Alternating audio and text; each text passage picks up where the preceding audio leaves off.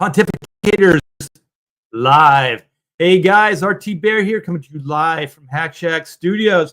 It's good to be here.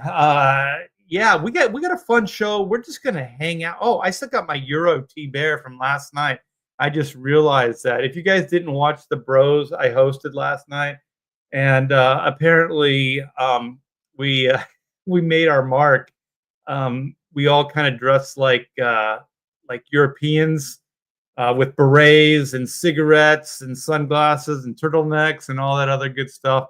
And so we did kind of a deep dive on European artists, and it was a lot of fun. And yeah, you guys seem to have a good time watching us make fools out of ourselves. So I smoked like 6 of these. I didn't even. I guess I could be a chain smoker, and I wouldn't even try. It would just come natural. And yeah, and then I had like 3 of these in 2 hours. It was a good time.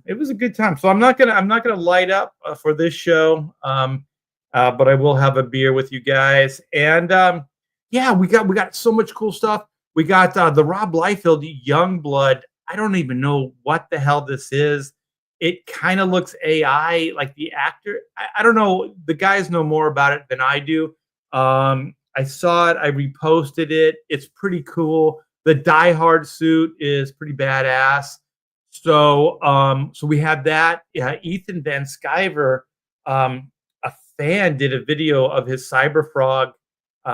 It's kind of an animation. It kind of looks like video game art.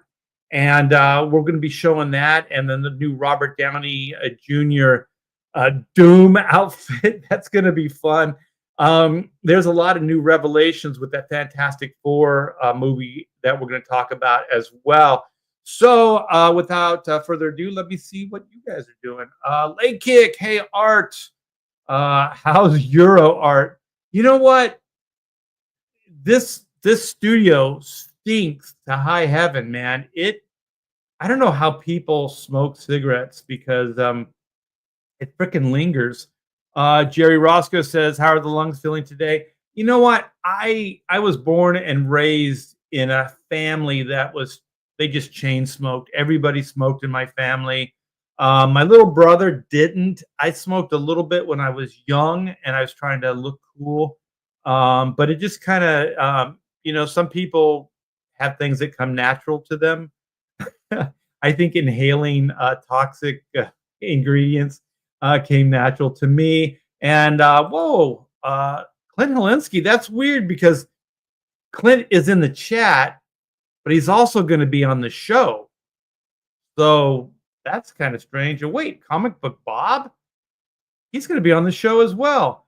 So anyways, you guys, Pontificate is very interactive. So hang out in the chat, comment. All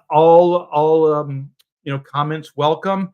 And let's get this party crazy. So without, I already said without further ado, but let's, without further ado, let's get Comic Book Bob in here. What's up? What's up, baby? What's up? Whatever you were eating, it looked good. You had some kind of noodle dish. Yeah, it was like some kind of a friggin' brownie thing that my sister had for her mother-in-law's birthday or something. Yeah, but there was pasta. I saw you eating noodles. Oh yeah, well I'm eating both at the same time. I'm eating my fire noodles at the same time. Oh wait a minute, you're eating dessert and noodles at the same time? Yeah, man. You gotta cut the savory with some sweet, man. That's funny. It actually sounds pretty good though. Let's get this guy in. My gosh, what can I say? But probably the most brilliant artist of our time. Just you know what? He is so low key, but he doesn't really have to say anything because just his presence speaks volume. Don't you agree, Bob? Yeah. Just him showing up it's like enough. He doesn't even have to say anything, and he probably won't. Yeah, no, he's a man of few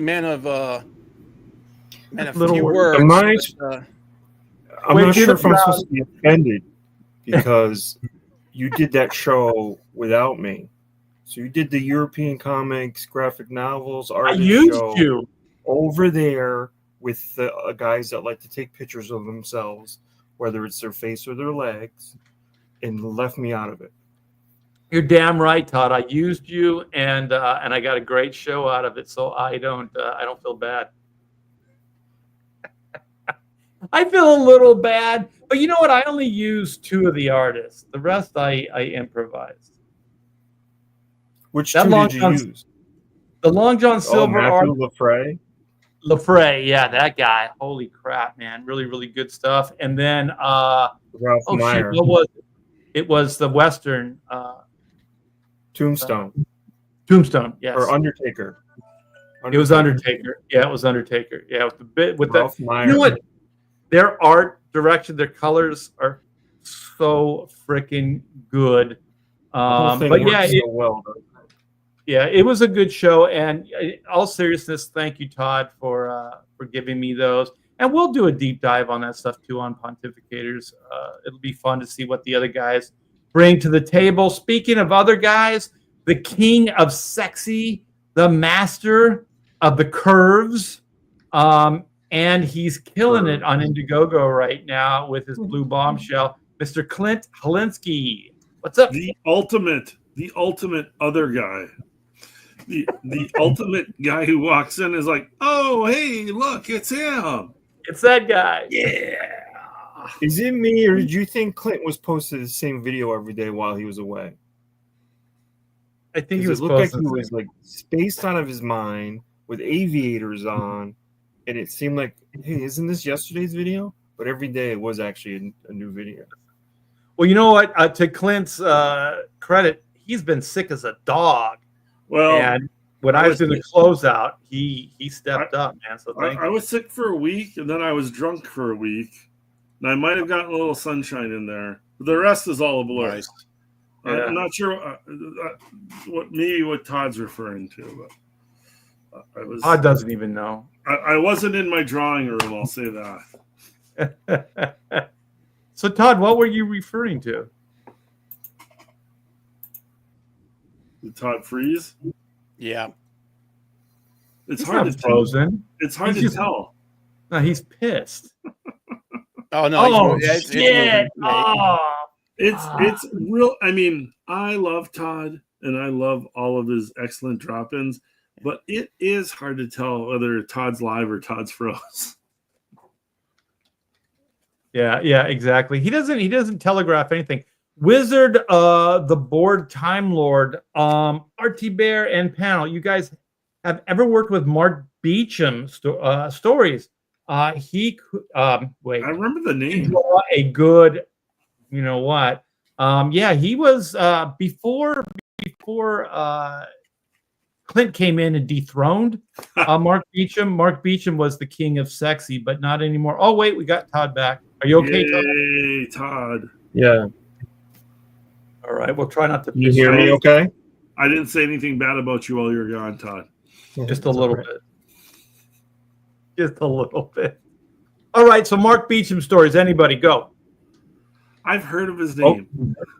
I got a story because Okay. when I used to shop around my samples and stuff, I would see Mark Beecham all the time at conventions, and he was a black leather duster jacket wearing, combat boot wearing, with all kinds of chains connected to all over the place. And he got no, like, even as good as he was, he just did not have the look that they wanted to represent the company. Yeah. So that hurt him, being like individualistic in that way.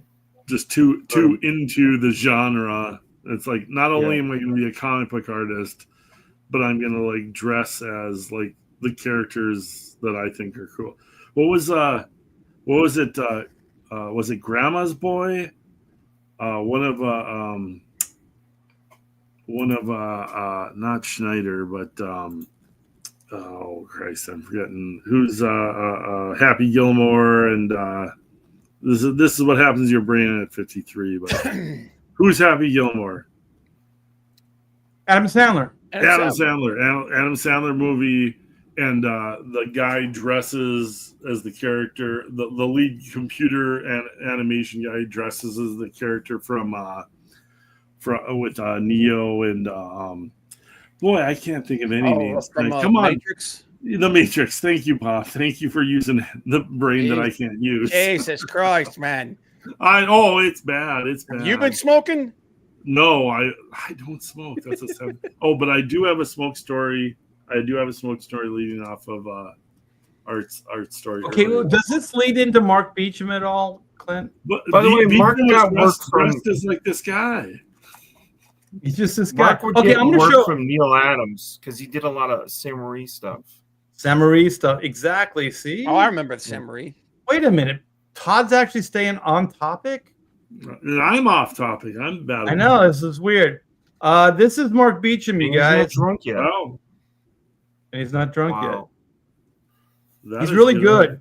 But Yeah, it is. he does like he's kind of known for the beaver shots.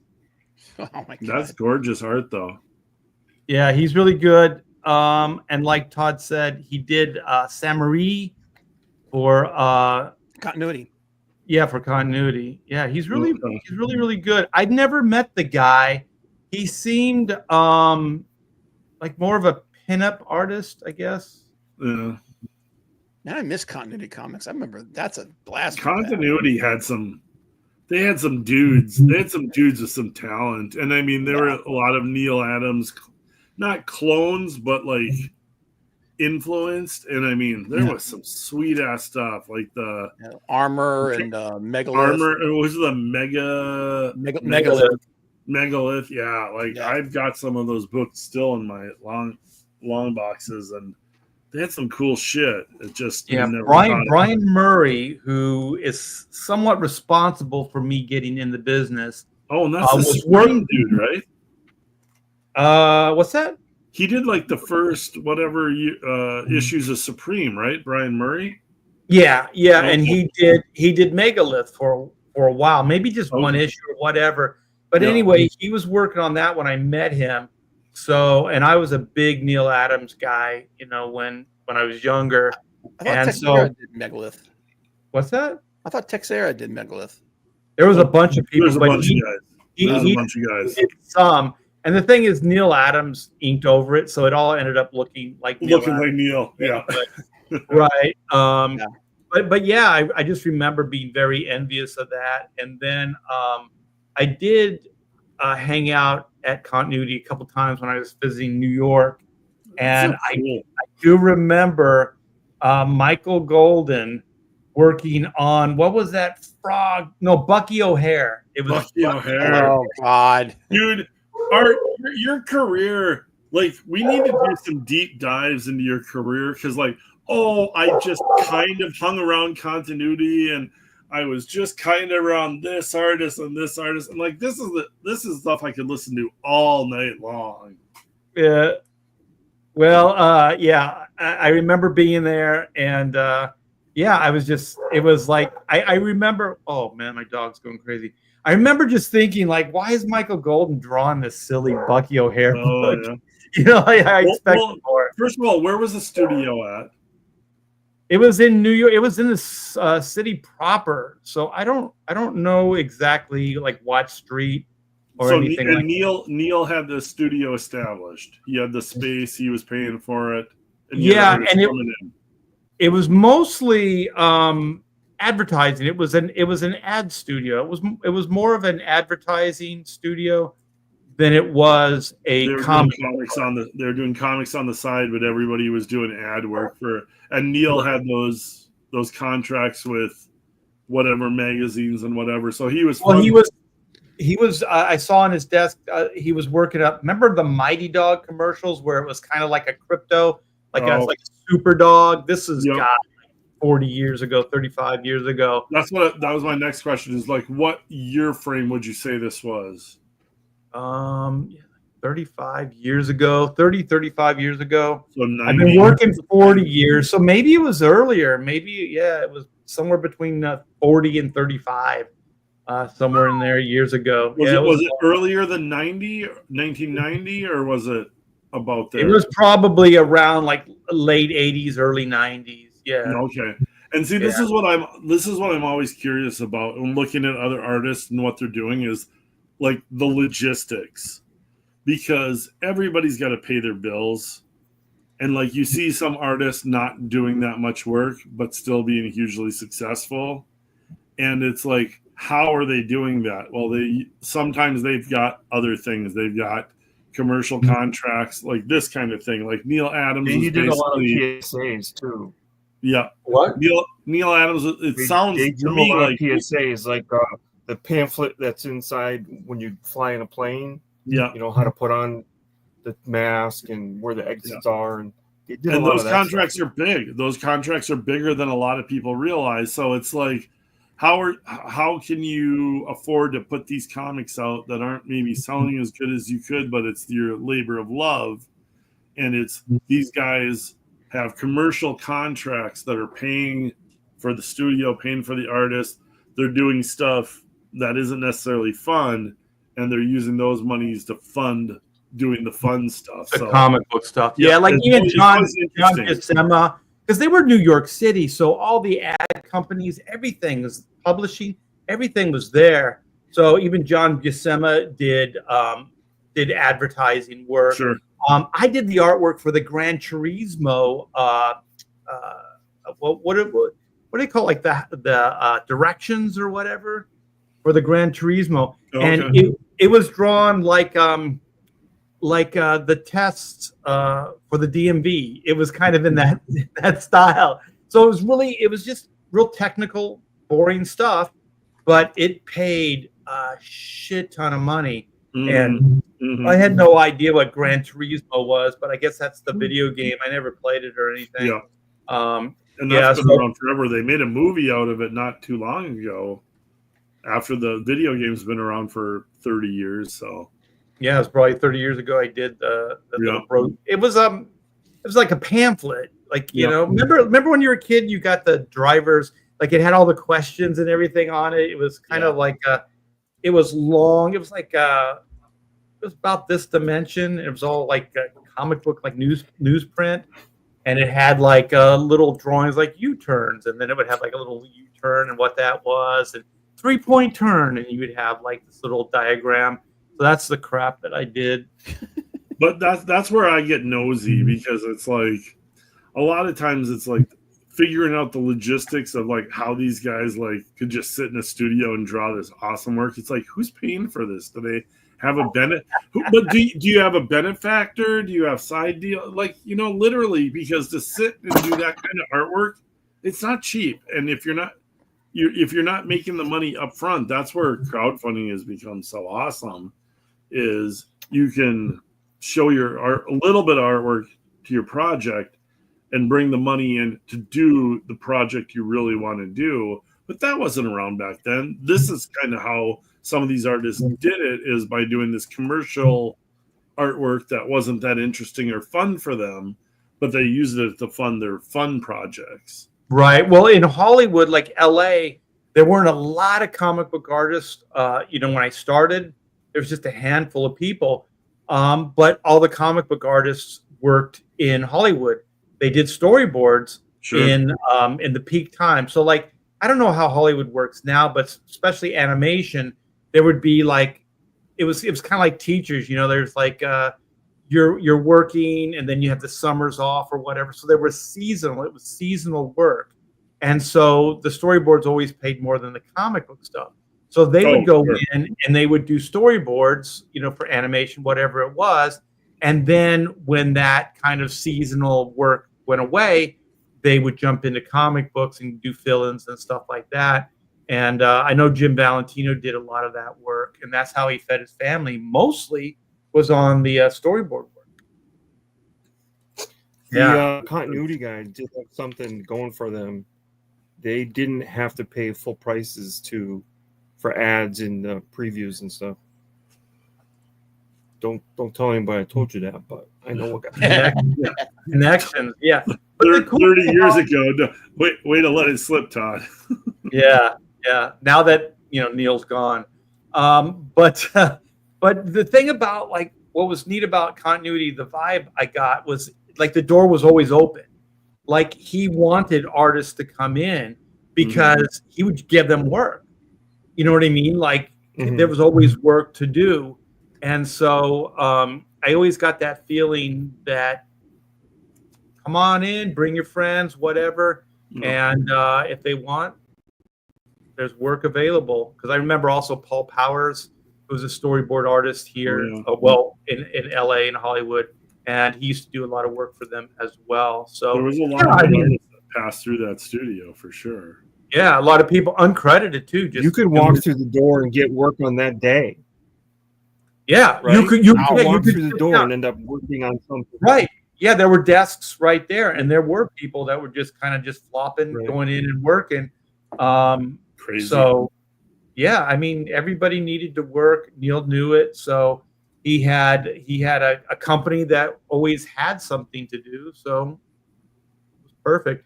It's weird because I still look at my career and I think, how did I do it? Because there was no West Coast comic book anything.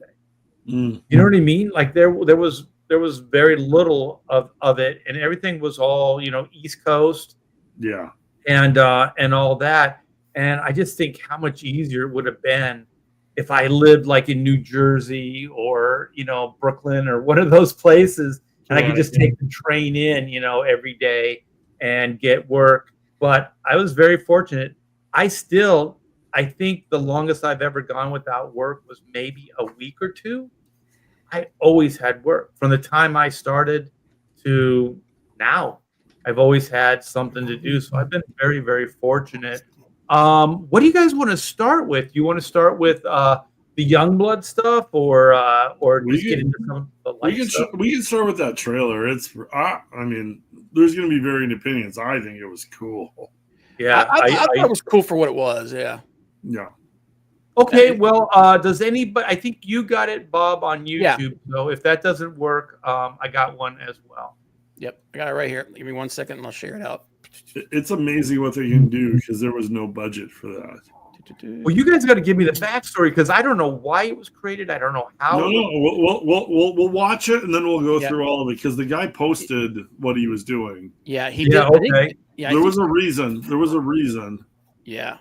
And have it go full screen too. Yeah. Yeah. Let's see here. How's that? Yeah, it's good. Yep, that looks good.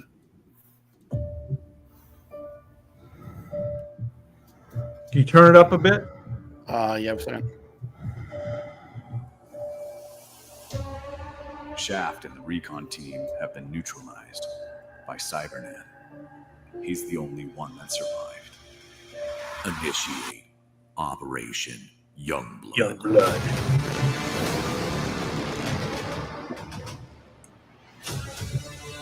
Was that Chapel on the motorcycle? Yeah. Yep. That's Vogue. Die Hard. Die Hard's my favorite. Look at that. And that's like that costume. And Bedrock. Yeah. Looks good. It all looks good. When we land. I like how even the ship kind of looks like the way Robin kind of blocky. Yeah. I mean, this shit is awesome right here. This is cool as a concept. Oh, yeah.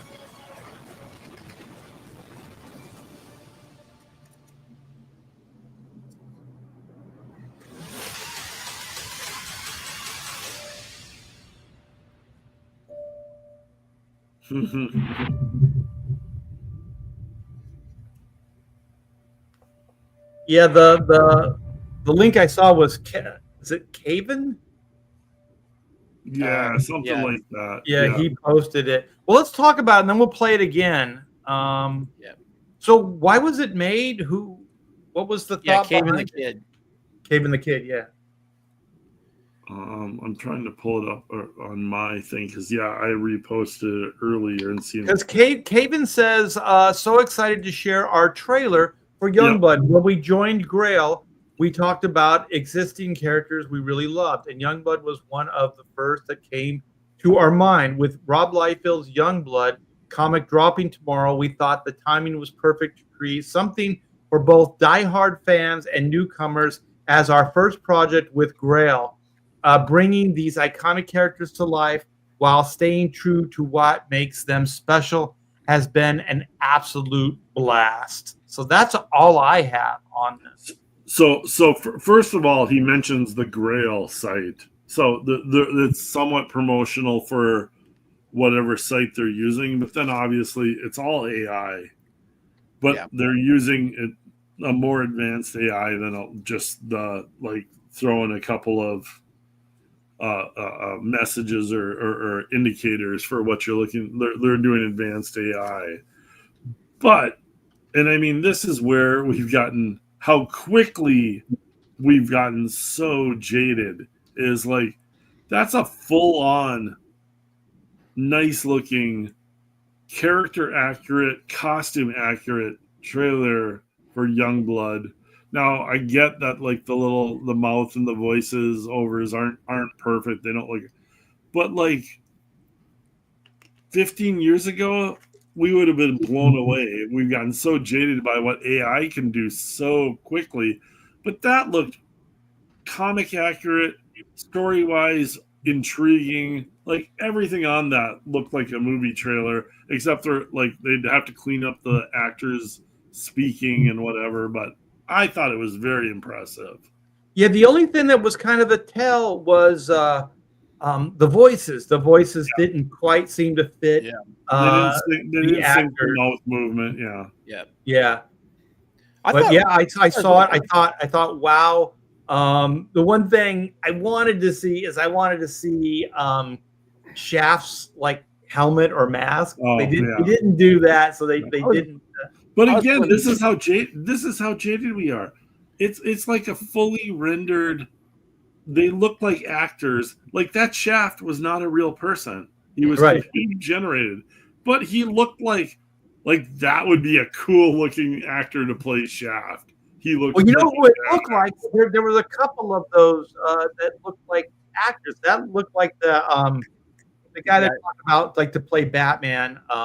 Richardson, the guy. Yeah, from, I thought he looked a little bit like Reacher, a little bit. Reacher. Richardson. Yeah. And then the one guy that was in like he was the man in black in the control room. Graves. He looked like that Caviezel or whatever that. Caviezel. Yeah. And whoever they got for whoever they were mimicking as Chapel, like that dude looked badass. Like with the white paint on his face and that little half a smirk. I'm like, fuck yeah, I want to watch a movie with that dude. Yeah. My favorite versions in that was it was Vogue and it was Die Hard. Like when I saw that Die Hard, I went, oh shit, you actually made it work. Like the suit and everything. And it's got all the markings of Rob's original designs. It's all, you can tell it's the character. Everything's comic accurate, and it takes it like stone cold serious without playing any of the goofball shit that Marvel has started to kind of lean on. Ugh. Like this is very much Captain America, Winter Soldier vibe, as opposed to some of the more cheesy, laughable. Like Marvel's started leaning on the humor aspect, and they got away from the serious stuff. The serious stuff plays better if you play it straight. Yeah. For me, I thought like the way Hollywood would take the Youngblood stuff, because I still think it's fairly original, is that they're like these company guys, like they're like corporate heroes, right? Yeah. So they have all kinds of like sponsorships and stuff like that. So they're like these young bloods. They're like these young punks, right? And so they're like the cool kids, like whatever the Kardashians were considered, or whatever, like kind of media darlings. And like Youngblood was that. I like that Shaft was like more like the serious infield guy, though. Yeah. Like the field. Well, the thing is about Rob's concept is it was never really fully realized either. You know what I mean? Like that idea was never really fully realized in the comic book. You can play with it. You can play with a lot. There's a lot of like Shaft makes Hawkeye look like a fucking pussy. Yeah, but I like the was it they tried to do something similar to that with not Young Justice, New Warriors, when they did the whole Stanford incident thing. Because that you mean was like the corporate. Yeah, they were like they turned them into reality TV stars. Yeah. And they were like, that's what happened. That's what set off the whole Civil War storyline. And the thing, they were and I filming mean, it when it happened. Yeah. and this is just where like it kind of excites you and you start thinking about, like, my brain's like, how do you market this? Like, this is a cool trailer, but like, again, this is not associated with Rob or the guys he's working with to get this. So my brain is like working. Could this be like, remember the original Deadpool leak? Mhm. Like him sitting on the bridge and doing his little, and it was all AI. Well, that was all CG. It was CGI. It wasn't AI. Well, CGI different, yeah. Yeah. But that whole leak, that's what got the Deadpool movies made. And look, 3 movies later, how many billions of dollars? So It saved Marvel last year. Yep. Oh, it did. Absolutely. It saved one of the biggest studios in the world. I'm hoping, because it looked cool, and I'm hoping it resonates with fans. I'm hoping this has a little bit of that Deadpool leak kind of aspect to it. Even though it's not tied into anything, it shows you what could be if you go for it. I don't think it'll hurt the Youngblood movie happening at all. I hope it'll help it. Oh yeah. Well, the thing is, it's visually realized. Like we all know, we create stuff. The main thing is you have this creative thought, right? So how do you take this creative thought and then manifest it into some kind of physical reality, right? So now Rob could take this, or people can see this, and then they can go, this is physical reality now. This thing has promise. These designs, all this stuff. And the thing is that the trailer or whatever it is, the short, it's so generic.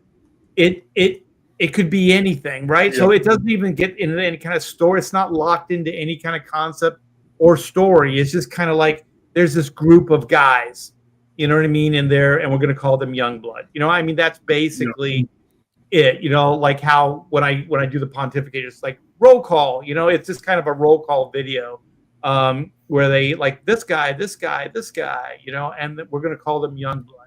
I like how they called it Project Youngblood rather than calling the team Youngblood.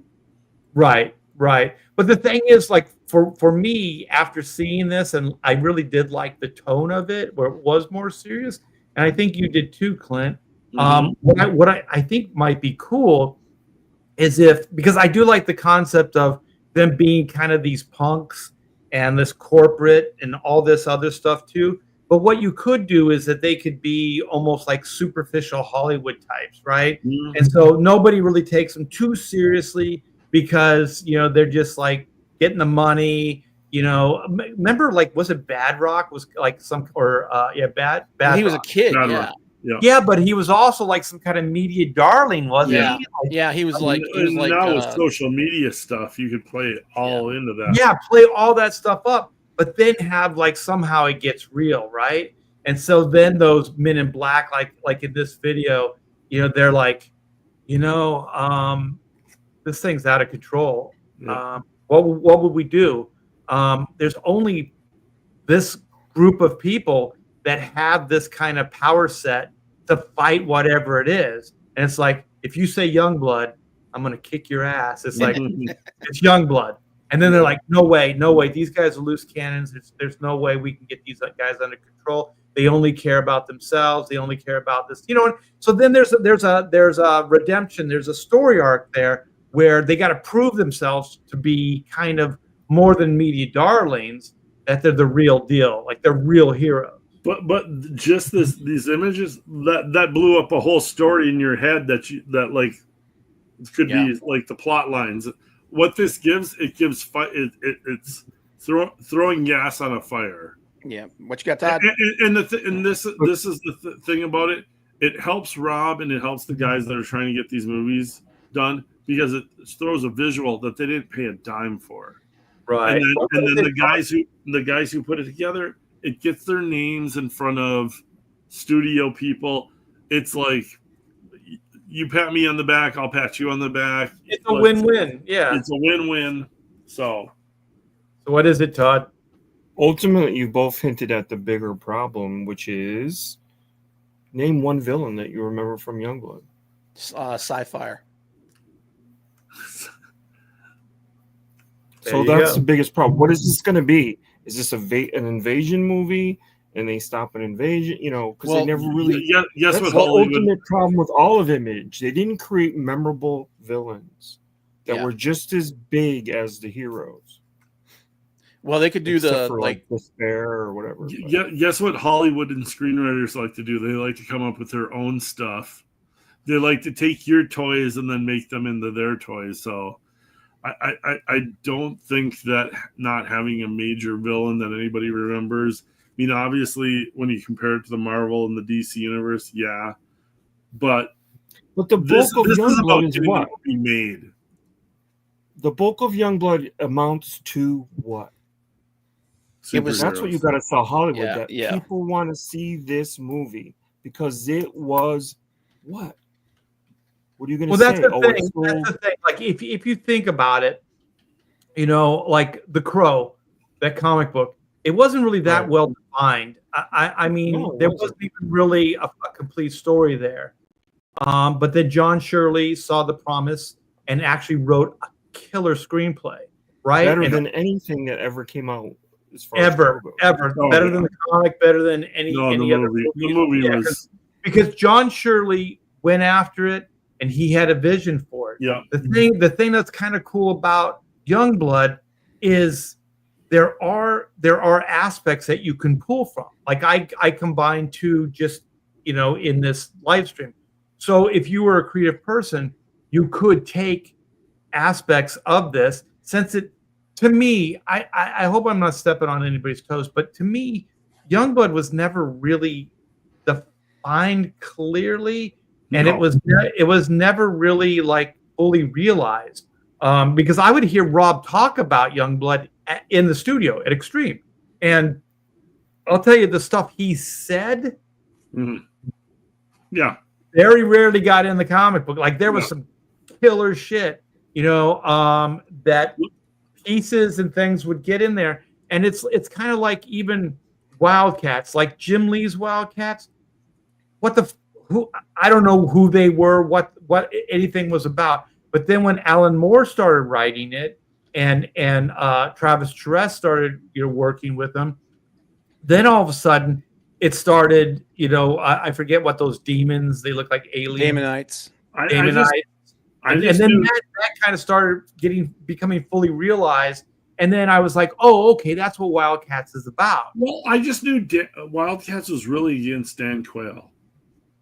Like, that was the main thing I got out of the first series.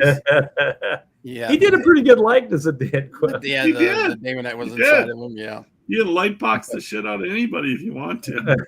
But you know what I mean? I think that like you get a John Shirley type, give him a bunch of these Youngblood books, or I'm sure there are people that are calling Rob at this point, saying, I got some ideas. Here's the thing. All you want is the heat. All you want is the excitement. Like, does Rob care if they're going to be the vagueness of Youngblood, what you could do with it?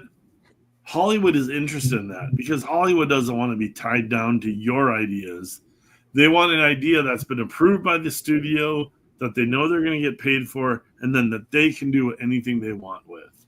All his that's ideas basically what Youngblood is. Because all his ideas have been shopped already in Hollywood and really haven't gotten any traction other than Prophet got very close. Yeah. But that's the thing. That's all these projects.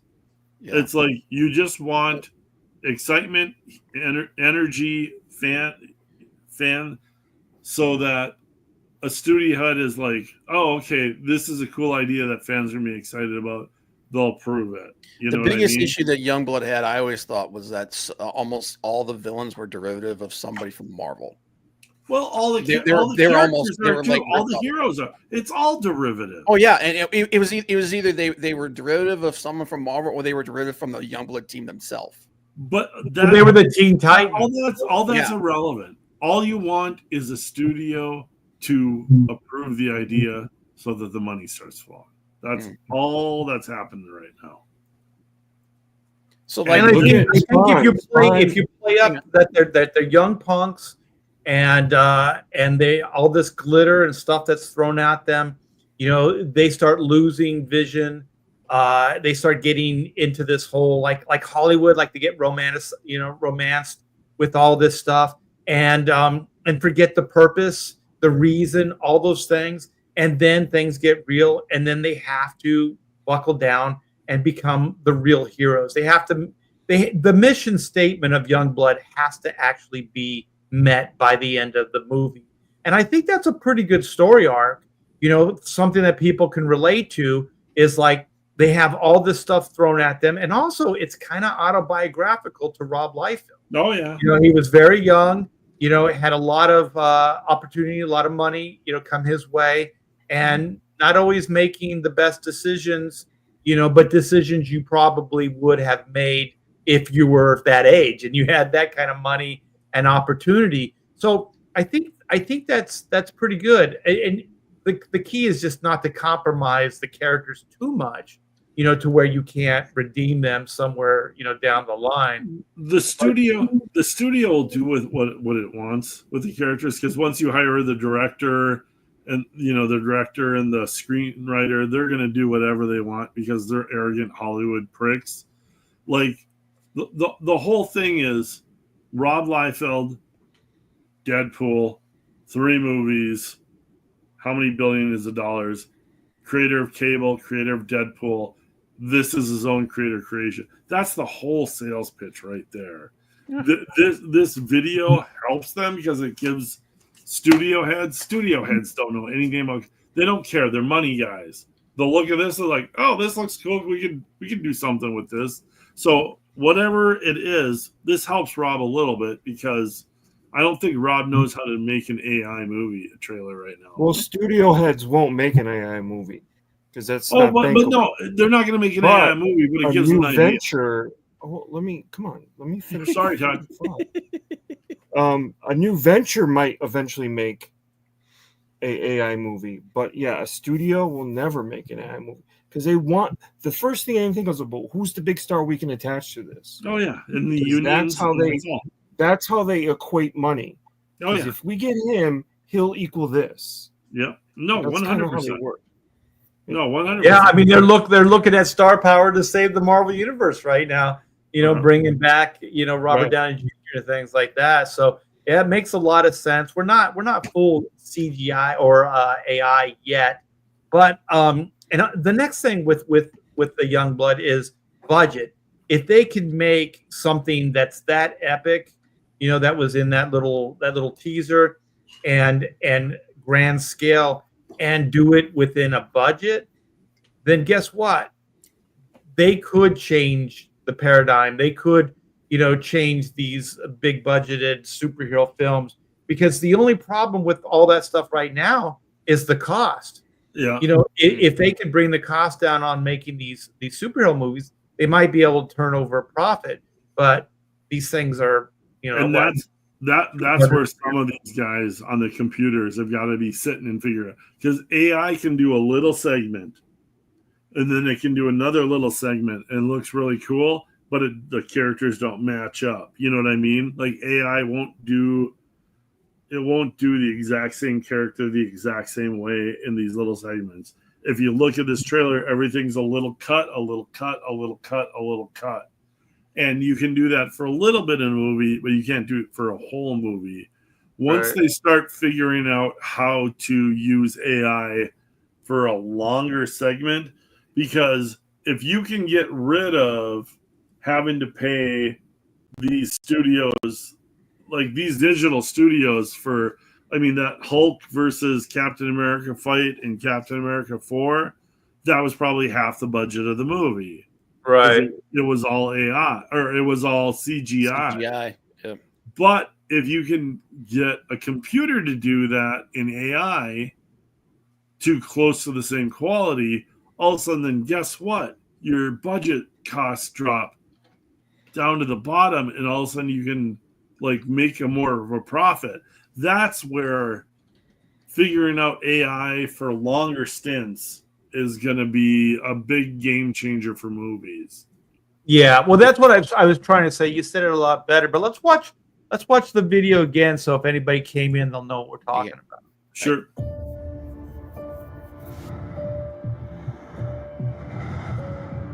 Because visually, that's as good as any movie right there. Yeah. Shaft and the recon team have been neutralized by Cybernet. He's the only one that survived. Initiate Operation Youngblood. Dale Grazes look pretty good. I mean, this looks sweet. She's a little too goth, but I like the concept. Yeah. I don't mind it at all. Yeah. No, there's parts of this look that look as good as any superhero movie that's come out. And Not all of actually, it, but parts. what's his name? The Rock guy. He looks better than the Oh, thing. Bad Rock. Oh yeah, Bad yeah. Rock. Chapel, Die Hard, Shaft. I mean, Chapel looks awesome. Play it again, Bob. Play it again. I mean, I don't care what anybody says. That looks like right there.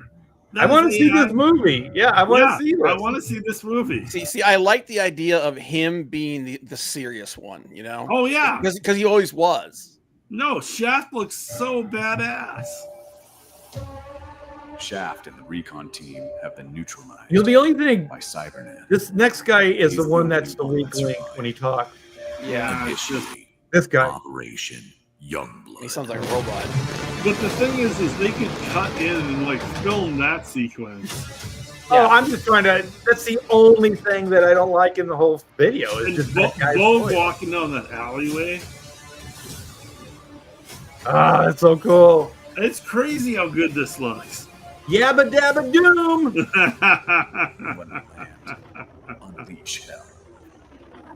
Unleash hell. He's got the little shield too. Yeah. Yep. No. And I love his armor. I inked Joe Mad's first image, and he did a pinup for Die Hard, Oh. and he had the shield. I love hanging around Art when he talks about, oh, I inked his first image.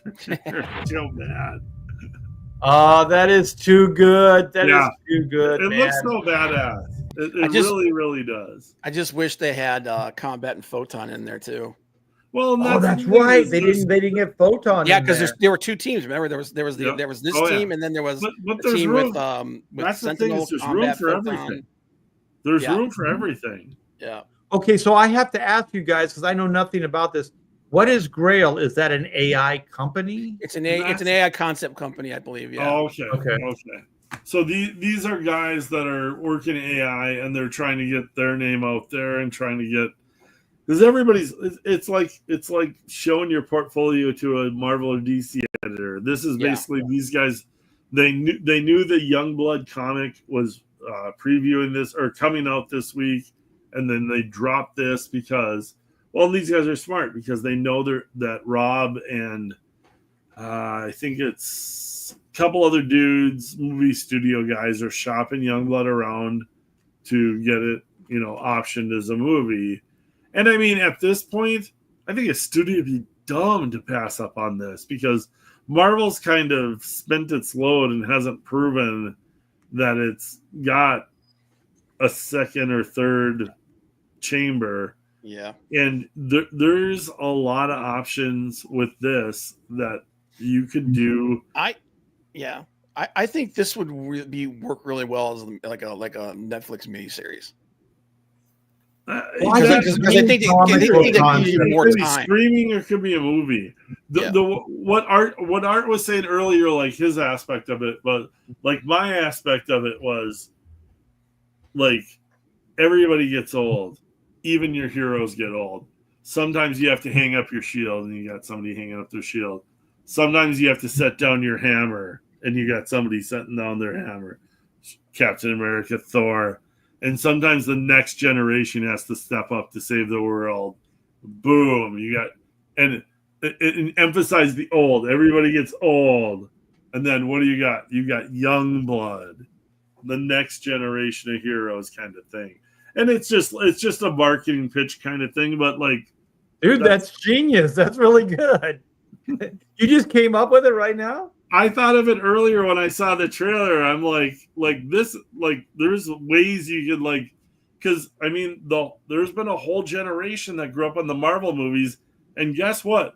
Robert Downey Jr., whether they make him Doctor Doom or Iron Man or whatever, he looks fucking old. Yeah. So you could bring Especially in the the new next Dune generation of heroes as Youngblood. Yeah, yeah. And it's right in the name, Youngblood. It's like, here you go. Well, what I would like to see too is like if they do Youngblood, those guys still looked a little older. Like I would go Tom Holland young. You know what I mean? Yeah. Like I would go like early 20s, maybe some even late teens. Well, and you want to sign those actors for at least a three movie thing. So yeah, like you can get young actors. There's like you can get them for cheaper because they haven't established themselves yet. Yeah. I think Youngblood could totally work and like run off of the whole Marvel tail, and just trail off of that and like kind of get the next generation of superheroes going. Yeah, Randy House says, "Yeah, we need fresh blood. Nothing about Thunderbolts grabs my interest." Oh yeah, they're saying that movie's tracking to do worse than Snow White. Yeah, I haven't seen a lot of hype. It looks too dark.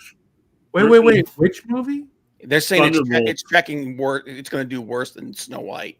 Oh, Thunderbolts. Oh, okay. Yeah, I saw like a $70 million opening weekend, but that was hopeful, I think.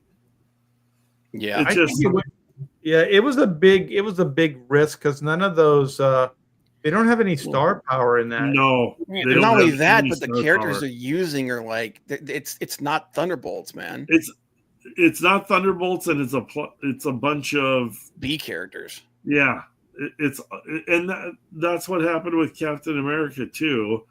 Is like it's Falcon is Captain America, and you have Red Hulk. It's a Hulk movie without the Hulk in it. Yeah, it's all these B, C, and D list characters, and everything in Captain America 4 you had seen before. It was done better. Yeah. In Marvel, in other earlier Marvel movies, everything was a retread. The leader could have been such a cool villain, and it was just the early so stupid. Yeah, no, the early the Thunderbolts. The only thing that I thought Thunderbolts had going for it is, and I never read the comic, but they were all villains. Yep, pretending to be heroes. And they were pretending to be heroes. So they had like a great concept and all this stuff. And that's a pretty neat idea but it works if you're reading it sequentially, right? So you're getting sucked in. It's like, oh, these characters are pretty interesting, blah, blah, blah. And then the reveal, you're like, oh shit, because wasn't one of them Baron Zemo? Baron Zemo was the leader. He was Citizen 5. Yeah. So then all of a sudden you're like, oh shit, right? But you can only do it one. It's a one-off. You can only do it one time because after that it's done. But the thing is, you cannot do that cinematically. You can't do that in the Marvel universe because there's none of these characters. They just don't. They've never established good villains. Right. Like there's Baron Zemo. There's Baron. I'm sorry. There's Baron Zemo. So you could have done something with that character, but he's not even in this new movie, right? No, he's not. And so then, like I guess you could have put a mishmash of different villains together that they've established over. Like what was the one Whiplash in the second Iron Man? Oh yeah, but they killed him. Oh, that's right. He did. He died. They blew him up. That's the problem, man. You're killing all your villains. They've never wanted. This is my biggest knock against Marvel. Other than Thanos, they've never wanted to establish the villains as powerful or to bring them back. I mean, they got rid of the Red Skull as quick as they could into some vague oblivion thing with the Infinity Stones. They've done a it's just short. They didn't want to get with like Red Skull. They just didn't want to get into the Nazi and all that kind of crap. So as fast as they could get away from it, they did. What's that? I want to see like Red Skull come back and have Cat punch Nazis in modern times too. Yeah, I mean, like that's good movie making right there. Yeah, it worked for Indiana Jones, so Yeah. Exactly. Hey Bob, do you have that Robert Downey Jr. Robert Downey Jr. as yeah. Doom? This thing looks CGI. That's not a real suit, right? It looks it's a concept. Is what I think it's like the concept art is more elaborate now. Yeah, because they gave him the whole beard and hair and stuff. But it would not surprise me if that's not movie accurate. It looks like shit. But that's what they're gonna do. They're gonna make shit. It's gonna be Iron Man armor as Doctor Doom, and you know, like when they have Robert Downey Jr., he's never gonna have the helmet on. God. He'll have the helmet on for 2 seconds, then reveal it's Robert Downey Jr. because he's gonna want his face all over the movie. So do you think they have like the arc? Is that like the arc reactor in his chest? Is that what that's supposed to be? That's what it looks like. I think this version of Doctor Doom is going to be it's evil Tony Stark. Yeah, it's multiverse. I mean, Secret Wars is going to be, as much as people have bitched about the multiverse, Secret Wars is going to be multiverse up the wazoo. Yeah. Well, this is the best they could do. You know, the coolest thing about Doom is those big, like, cylinder, like, at his joints, like his knees and his elbows. Yeah. Those big circles. Makes it look like real armor. They didn't even do that. And making him an old man, he literally looks like Luke Skywalker from The Last Jedi. Yeah. Well, look at Robert Downey Jr.'s face. They've got to make him look old. Okay, but you just have him be the scarred up version of Doom. Yeah. You know, you don't have. He doesn't have to be 65 they try to make years old. Young, it would be more of a CGI budget than putting the Hulk in there. No, you just put him under makeup, man, or just don't have him take the friggin' helmet off. They're not going to do that. Jesus Christ! Robert Downey Jr. too much. Between this, I'm sure. Like Robert Downey Jr. didn't come back to this movie on the cheap. Oh no! From what I understand, he's getting retarded amount of money. Other than the green cape, there's nothing that says Dr. Doom. There's nothing that says Doom here. Yeah. And you know what? Loki had the green cape, so it's not even original to the Doom character. And the thing is this is where these Hollywood studios are so like not plugged into their audience or the just movie going public in general. Is like they're so desperate to get Robert Downey Jr. back. It's like nobody that was a Marvel fan was clamoring for to have Robert Downey Jr. back. Like his ending in Endgame, that was perfect. Yeah. It's like, no, write a good movie. Like bring in new characters. Marvel has a plethora of characters. Marvel has a plethora of storylines, but the studio execs are like, well, we don't want to risk that. We don't want to count on our screenwriters to come up with a good story. We don't want to count on the Marvel universe that has gotten us here. It's like, no, Robert Downey Jr. is a big star. Let's bring him back. And then, we can put a twist on it. He's Dr. Doom now. Well, I want to address this. Okay, Dark Shadow Logan says, I think that this pick of RDJ Doom, Iron Man, was proven to be fake. Okay, let's just say it is fake. Well, why hasn't Walt Disney or Marvel say this is fake? You know what I mean? Like, why are they just letting it exist? Like, if it was bad and I didn't like it and somebody put it out there and I was getting bad press, I would immediately distance myself from it. Why aren't they distancing themselves from it? Why are they letting it ride? And even if it is fake, we already know Robert Downey Jr. is Doom. So no matter what he looks like, I didn't think that was a terrible look, but whatever he looks like, Robert Downey Jr. is Doom. Like, it's going to look some version of that. Yeah. Right. And they're going to show his face. I don't necessarily mind the long hair and the gray and the white beard, but, because let's face it, he is an older guy. Yeah. You know what? You cannot mind it. You're wrong, but that's fine. Well, I'm not wrong. He's an older guy. No, I'm That's just a saying, fact. I don't mind it. Well, I mind it. I mind it a lot. I like how Bob's like, no, he's not an older guy. Oh, he's older than I. No, he's older no. guy. That's what I'm saying. I don't want Robert Downey Jr. to be Doom. I think it was a Bob, terrible choice. how would you feel if like this big segment in the movie, Robert Downey Jr. is Doom, and then at the cliffhanger, the real Doom shows up and blasts Robert Downey Jr. out of the way and said, "There's no impersonators." I still have to sit through a movie with Robert Downey with. But then we go into Victor Von Stark. Sequel. Then we go from Secret Wars to what's the sequel? They already announced it. Doomsday. So then we get the real Doom, like Victor Von Doom for Doomsday. So the whole Secret Wars is a setup for the real Doom. Hey, if Ryan Reynolds can do Deadpool under a pile of friggin' makeup, Robert Downey Jr. can too. What's that, Todd? So Andy Park usually designs a lot of these he designs this stuff. costumes. And you look what he did with Deadpool Wolverine. Those are great freaking costumes. That Wolverine costume is amazing. I've heard, But I've I would kind of go with a wait and see because I don't think this is definitely an Andy Park design, to be honest. It's pretty generic. It's pretty just straightforward. It's like the minimal you could do. But I'll tell you, I want Dr. Doom to be Doom. I want that to be Victor. I want all that stuff, right?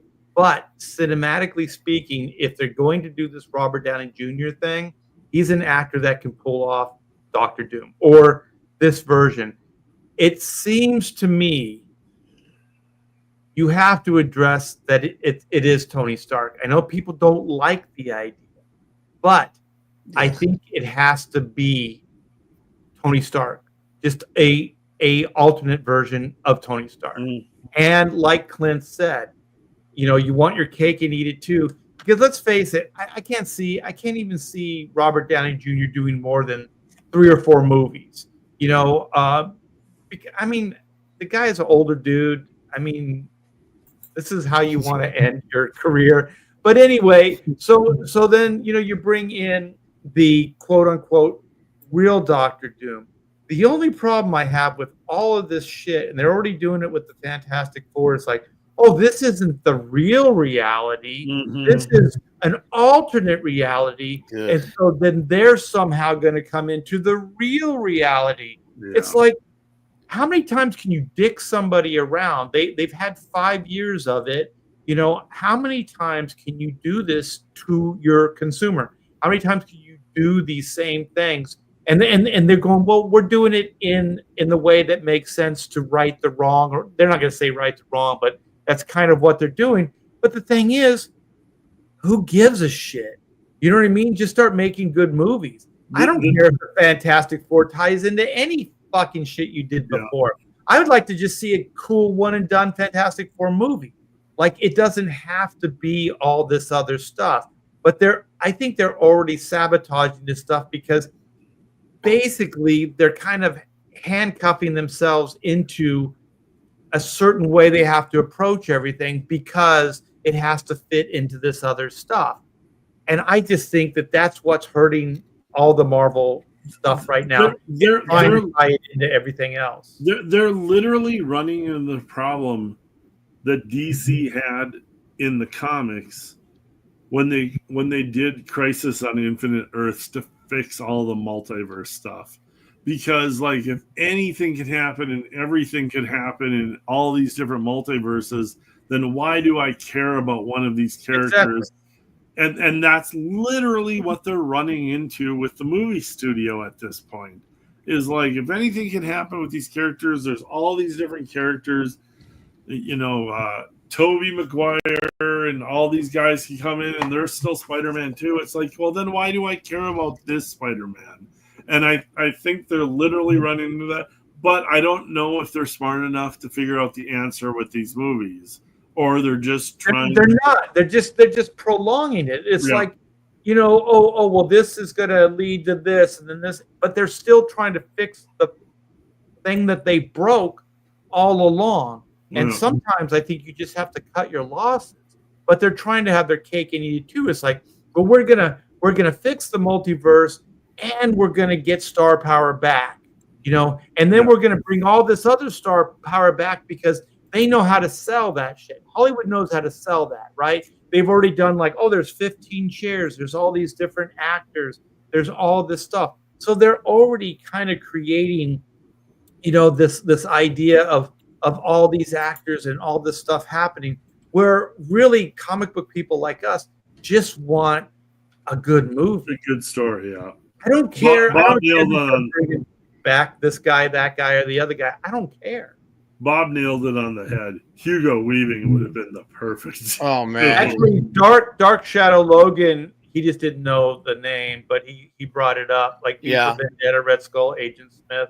But Hugo Weaving, yeah, He definitely. would have been the perfect Von Doom, man. Yeah. What's his name? Mads Mikkelsen, if he was younger, he would have been great too. Yeah, he would have been good. I think you nailed it with Hugo Weaving though. He has Yeah. like that just the Yeah, Mad. I don't think he gets external enough. Like Yeah. I think there's this component. just to the it eyes. that's Can I say larger than something? mine. When Hugo Weaving, like his eyelids are just below his eyebrow, or his eyeballs are just below his eyebrows, and he looks at you, it's just like that's Von Doom through the metal Yeah. slits on his mask. What's Are that, we Tom? having the same problem that we have with our Robert Downey Jr.? Because Hugo Weaving is the Red Skull. So aren't we? Yeah, but having there's some- so much yeah, makeup. There's so much makeup. But the thing is, he would probably do that voice, right? Like because that the Red Skull voice it's almost the Doom voice, right? Plus, It's like- Marvel's already established a multiple actors who play multiple characters within the same universe. But like Yeah. you said, Clint, like I think Hugo Weaving could what do they call that in acting where you act beyond the makeup? You act beyond Yeah. what there is. And I think that guy with just those little eye slots, Oh, yeah. I think he could do some killer acting, right? He would be, and Bob had it. Like I'm just jumping on Bob's point. Bob had it. He would be the Yeah. perfect dude. Another guy who's too old now, but Mark Strong would have been great too. Yeah. Yeah. He can do just about anything. He's Yeah. really good, but he is getting a little older. But you But, know what? He's still probably younger than Robert Downey Jr. I always thought that the guy that played Jaime Lannister from Game of Thrones would have been good too. He's been in a couple other things where he's shown some really good dramatic ability. Yeah. I mean, the only reason Robert Downey Jr. is doing it is star power. Let's Yeah. face it. I mean, they're He's the grasping lead- at straws. He's the last true movie star. Right. And so they're like, well, he launched, the first couple phases, so let's bring him back and do the same. I just think these storylines are too damn big. They're too convoluted, and I think they're just going to lose the audience. I really think they should have done a one and done Fantastic Four, not try to tie it into anything. Yeah. Just do a good one and done Fantastic Four movie and then just see how it goes. Like Iron Man, the first Iron Man was a one and done. All the other stuff was in the credits that they brought it into and they even said it, you're part of a bigger universe and you don't know it yet. You know what I mean? I mean, that's the perfect line, the perfect setup for a Marvel Universe stuff. So you could very easily do the same thing. Like, if you're going to say that this isn't the proper timeline, do it in a credit scene. Let everybody think that this is what it is. You know what I mean? But instead, they're already telegraphing it that it's not, the universe, our universe, and all this other stuff. And so, where's the surprise? Where is all that stuff? And also, I don't know how. I want to throw this out there for you guys.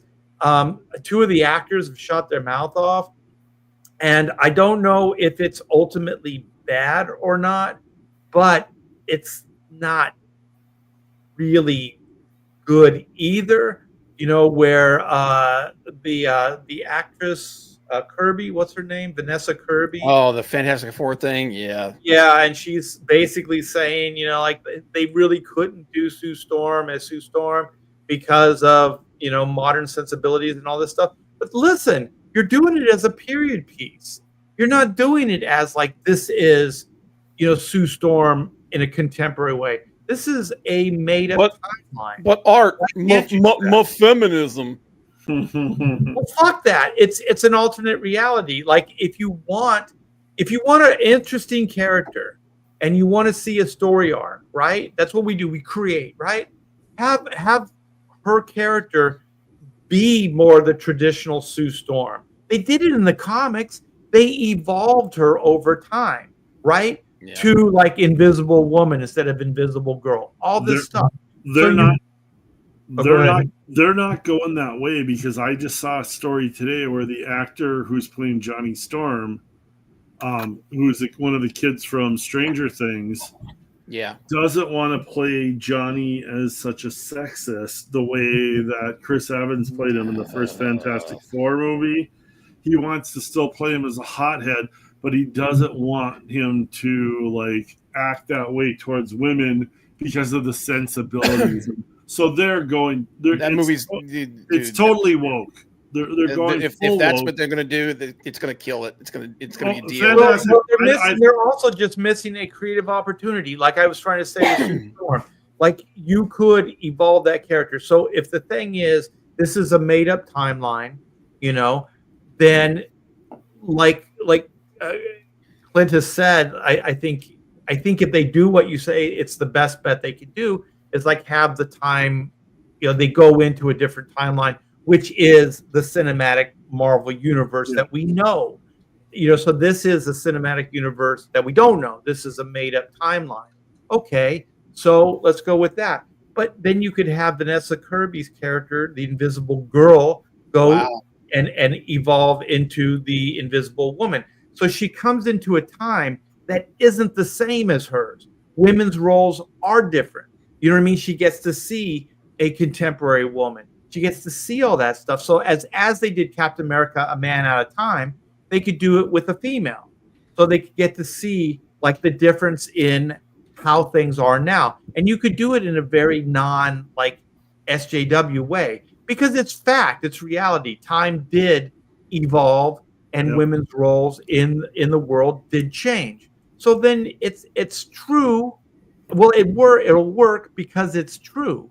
Because it will resonate and connect with people because that's what really happened. Here's the problem though. Can you highlight Darren Wagner's? The thing with Ben. Yeah, they're saying that he might be gay in the movie, and instead of being like having a love thing for Sue, it's going to be for Reed. The Ben Grimm. Yeah. So here's the problem, and here's like Darren is saying how actors' comments like this turn off the audience. Yeah. But here's the problem is the actors don't care about the audience. No, they don't. The actors care about getting their next job in Hollywood.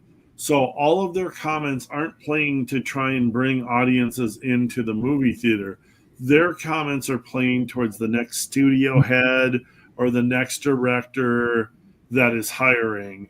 And so they're saying this woke shit that is proven doesn't sell, doesn't put people in the theaters, but because Hollywood is so permeated by all this woke bullshit, it's like artists. Artists aren't saying what the readers want to hear. Artists are telling editors what they want to hear so they get their next job. And when all the editors are woke, when all the directors in Hollywood are woke, when all the producers in Hollywood are woke, you can alienate as much of the audience as you want as long as you're telling the editor or the director or the movie studio head what they want to hear, because they're the ones that are hiring you. They're the ones that are paying your check. They don't give a shit about the audience. They think it is the audiences. They'll show up for our movies no matter what. And especially the Marvel Studios stuff, they're like, oh, we got these guys. They're like the Marvel zombies. They'll show up no matter what.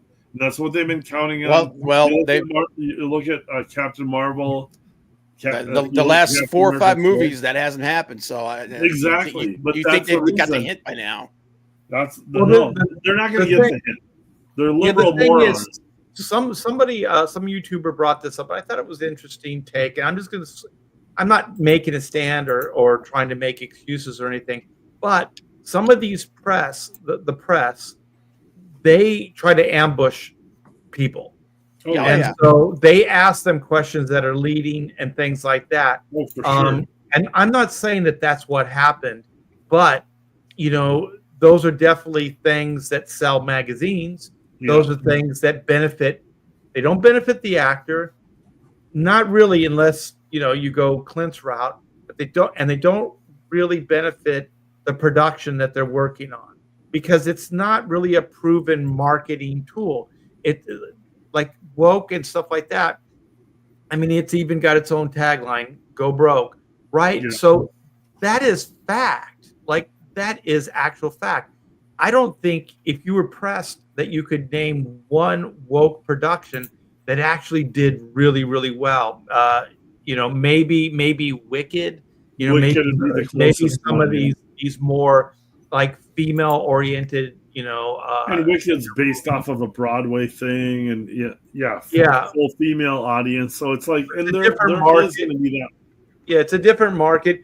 But maybe there's always exceptions to every rule. But primarily, it doesn't work. There's no real track record of these ideas working. So and this is Disney. So you would think, like, after Rachel Zegler, that they would just put gag orders on all these fucking actors. Oh, and just God, say, you think. stick to the script. Talk about how amazing it is to work on the Fantastic Four and Marvel, and it's a great concept. We go out in space. There's fantastic things to see. Just like sell the movie instead of like selling an idea or an ideology, because that's bullshit. Nobody fucking wants to hear that anyway. Like, when you were a kid, can you imagine George Lucas trying to sell Star Wars based on the way that they do now? I mean, no kid would want to see that movie, Well, and like I George Lucas, again, he was trying to be a feminist, so he just had Carrie Fisher tape up her nipples so that they couldn't see him through her blouse, so she was bouncing around with no bra. Which, God bless him, good work, George. Yeah, because according to George, there was no underwear in space. So yeah, and no one can hear you scream. But you can hear laser blasts and space engines and stuff. You can hear those. Wookiees.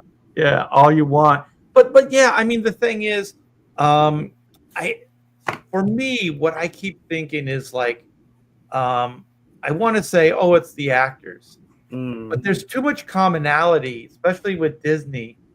I think it's on high. I think Bob Iger and his group are letting these people say these things, or even encouraging them to say these things. And the problem is, they're dooming these productions because it's East and West Coast politics. It's East and West Coast politics that doesn't play to the rest of the country, but they will never let go because they've got their claws in it as hard as they can. They hate the middle.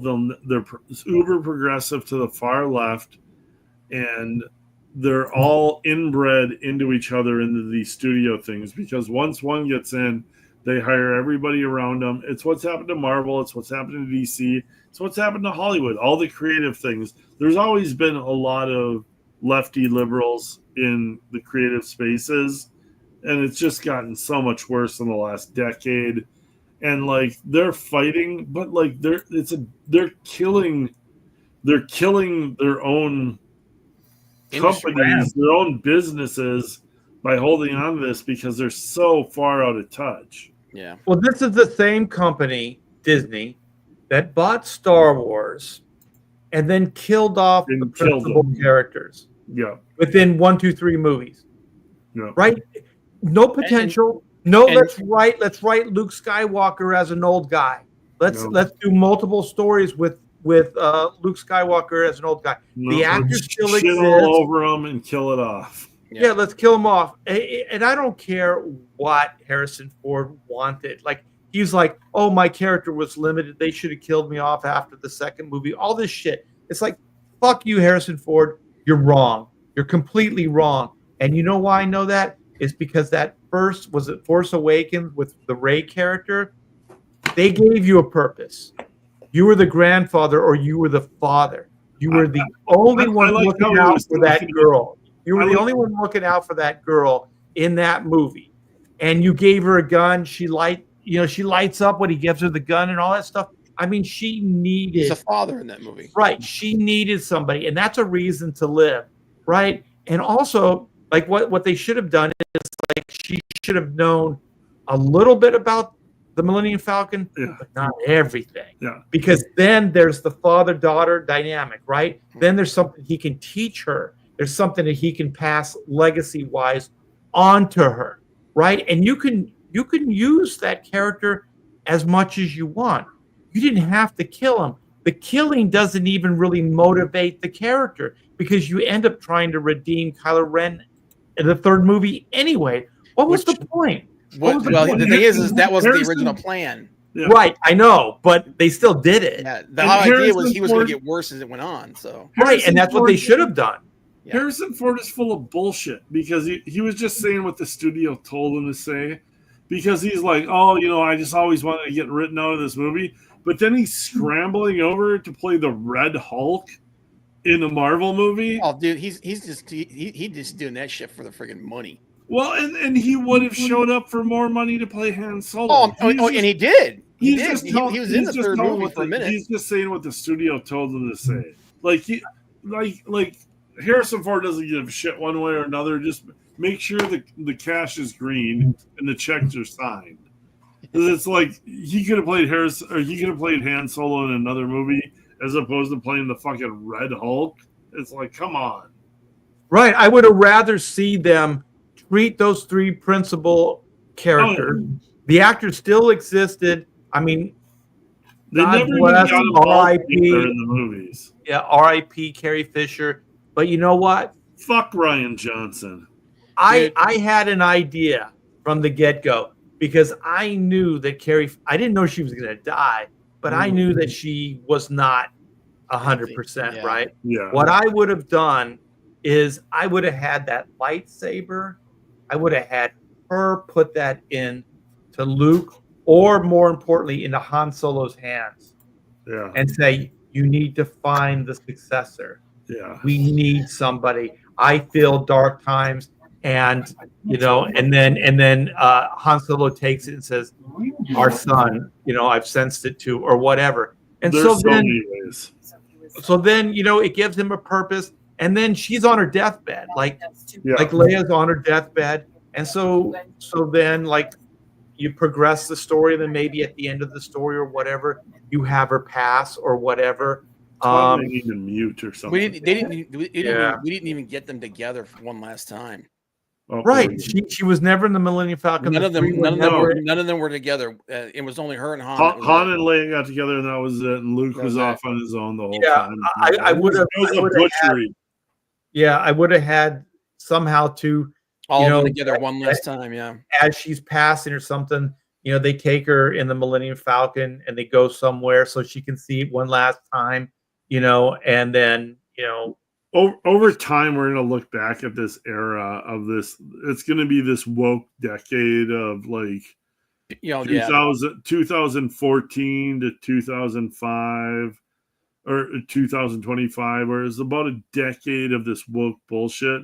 And we're all just going to regret that, like, the Star Wars franchise went to Disney during this 10 years. Because, I mean, like, when you look back on the grand scheme of things, it could have happened in any period.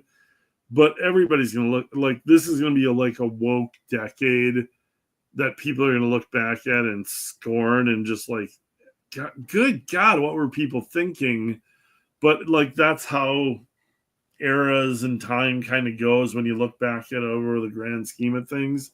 But what I wanted, and I saw the Fantastic Four trailer. I think we played it on this channel, and then even the what was it? The Superman. You know, I thought I think Superman. It looked like shows promise. There might some promise, and then I just saw the new Tron. You know, even though Jared Leto's in it, I was like, this is a interesting idea. The concept they're bringing Tron to the real world. Yeah. Well, they did that in the last movie. That's how they escaped. They already set up that they could do that. There could be a back. It's like the Matrix. There's back and forth crossover, that type of thing. And the thing is, I started like talking to my wife, and it's like, wow, I was talking to friends like, we should go see this movie in October, this Tron movie. You know what I mean? Like I was actually getting excited, right? And then I was like, we got the Fantastic Four coming out this summer. We got Superman coming out this summer. You know, I was actually looking forward to something, to getting out, to experiencing a movie in the theater. Yeah. And then all of a sudden that Vanessa Kirby interview, and then that guy that's playing the Stranger Things kid that's playing, Human Torch, Johnny Storm. And I was like, what are you doing, man? Like if Thunderbolts underwhelms, which it looks like it's already going to, and then if Fantastic Four underwhelms, which it very could possibly, and then Marvel's in deep shit, and I can see Superman being a big hit because the stuff that I've seen, it just looks fun and it looks promising. Like there's nothing offensive about it. There's nothing offensive about it. There's nothing inherently wrong with it. And you don't hear any of the actors saying any of the stupid woke shit either. It's only personal taste, because I heard somebody is like, the only real critique I heard is like, oh, Superman screams, he's all busted up when he gets the sun. He seems to cry a lot in this movie. And then I'm like, well, he was pretty busted up. Yeah. It might be painful to actually have bones set and mend. And the best thing they could do, because what does everybody bitch about? I want to go watch a Superman movie because he's the toughest guy there and nobody can beat him. And then the first thing you show is him getting his ass kicked and bleeding in the snow and calling for his dog to come and get him because he got it. Well, what does that tell general audiences? Well, who beat the shit out of Superman? Well, guess what? That makes you want to go to the theater and see who beat the shit out of Superman. That was genius. It humanizes him and anchors him as a human, because there's a dog, he's got a pet, all of this stuff. I thought the art direction was really good. I applaud the lighter blue color. The Fortress of Solitude looked badass. Yeah. I was hoping that he had the giant key, but it is what it is. I kind of like that Crypto doesn't fly, well, because it's limited. They can use him in a limited way, because if he flies, he would always be in the scene. But if he can't, then they can Crypto's going to be Rocket. Crypto's going to steal the movie, and everybody's going to want a Crypto thing this summer. I can guarantee you that right now. I'm like you, Clint. I'm looking forward to it. I hope it's the breakthrough. I really hope that with the Fantastic Four. I want to be wrong. I'll be honest with you. I want to be wrong. Yeah. But there's a couple things I'm looking at going, this looks friggin' terrible to me. There's a couple Superman movie. There's some stuff in it I think looks great, but there's some stuff in it I'm like Jesus Christ, really? That scene where he rescues that little girl and that was cool. There's that extra care where he pushes her head down, and his back of his hand is kind of a protect, because if something hits it, it'll bounce off, but if it hits her, it'll destroy her. So there's a lot of care the way he actually protects her. It's not just cuddling her, whatever. Like there's stuff going on. And then I think I forget the actor's name, Holtz. As Nicholas Holt he's gonna be a great Luthor. That guy's good in everything. He doesn't even really say anything. And when he's Superman flies past the window and he's just like, oh, like that's everything. Like Nicholas Holt has amazing screen presence, and he's going to be a very good Luthor. I want to ask you this, Bob. Yeah. So this is the first James Gunn DC Universe Star or Superman movie, but they're introducing all these characters from deep cuts. I mean, once Guy Gardner's in there, once Hawkgirl's in there, once Mr. Terrific's in there, they're doing deep cuts on the DC Universe.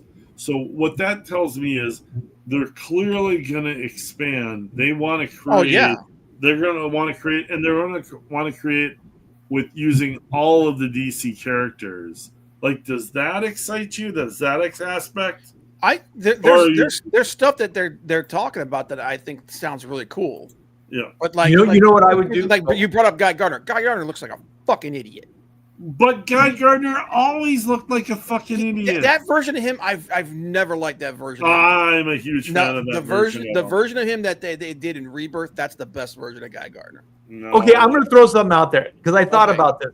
Okay, there's Hawkgirl, there's Mr. Terrific, who's always been lame anyway, and then there's Guy Gardner, who's had moments in DC where he's badass, and then there's times where he's kind of a clown, right? But there's always those arcs are always in almost every character, right?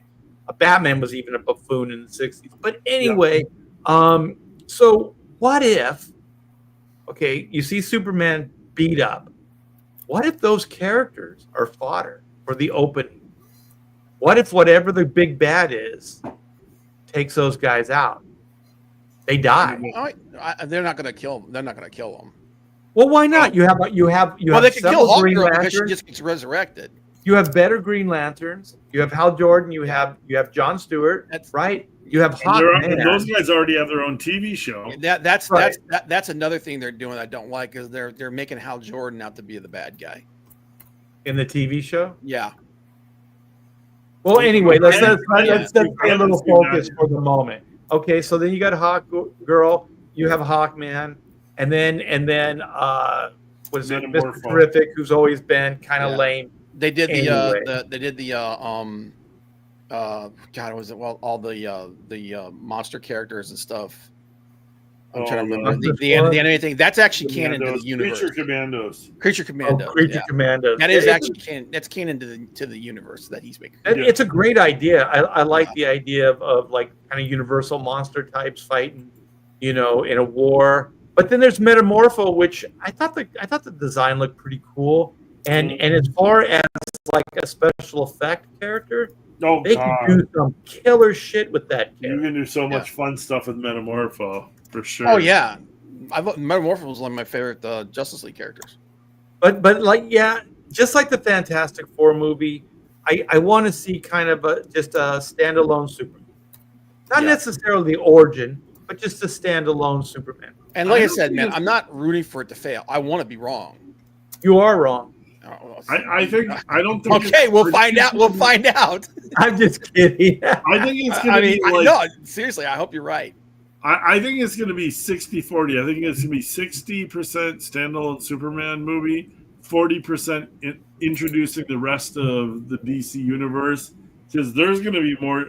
There's going to be movies coming. Like they want their Marvel universe to get here as fast as they can. Yeah, but one of the keys, I think doing that too fast is a mistake, though. One of the keys, though, is like what Marvel did.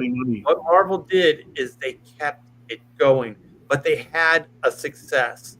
Yeah, that's why the Superman movie still has to be a success. But if you think about Iron Man 2, there was some good stuff, but there was some really bad stuff in there. Thor, like. The first Thor was okay. The second Thor was absolutely horrible. You know what I mean? So there was a series of there was standalone films. If they were standalone films, they weren't wedged between other films. Yeah, then they would have flopped. But the point that I'm making is that they kept coming out. Yeah, like clockwork, right? So if DC's going to do this, what they need to do is they need to commit multiple movies and have them come out in a timely fashion because you can build off of that. I don't know if you can build off of it if that Superman movie isn't a success. No, for sure. But let's just say it is, then they have to just kind of keep coming out.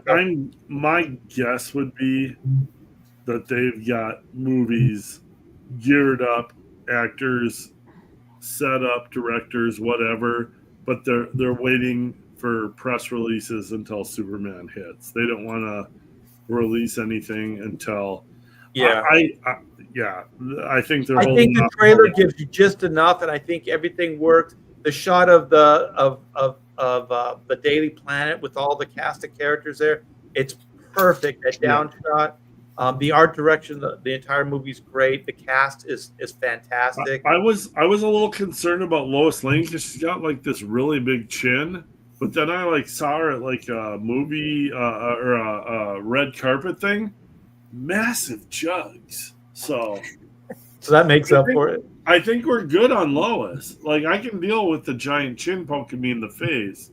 So then you just duck down and then you're like motorboating. So, but I got to ask Bob. Okay, so you want Superman to be hit? I'm sure you do. Fantastic Four as well. But on a scale of 1 to 10, what is the success of this movie? The Fantastic Four? Yes. If the stuff that we're hearing lately is true, I think it's still a middling hit, but it's not going to be the massive hit they need. So like a 50-50, you give it a 5. I give it a 5, maybe a 6 if they're really lucky. Yeah, that's where I was thinking it was a 6. Because the thing is, unlike the Superman movie, I don't like the cast. I don't either. The only one I liked is that robot. What's his name? Herbie? Yeah, that's the only thing I like. The guy they cast to play Ben, like, because it's gonna be all mocap. His voice, he has the ability to do a really good Ben Grimm voice. They're just not having him do it. Yeah. Which is stupid. There's nobody in that cast I like. No, none of them. Absolutely none of them.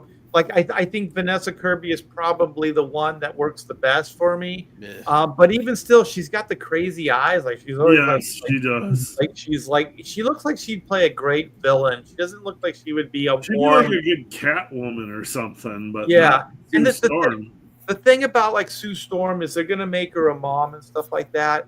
And the thing is, don't try to have your cake and eat it too. Don't do I forget those movies that they made in the 80s where like the super mom kind of thing.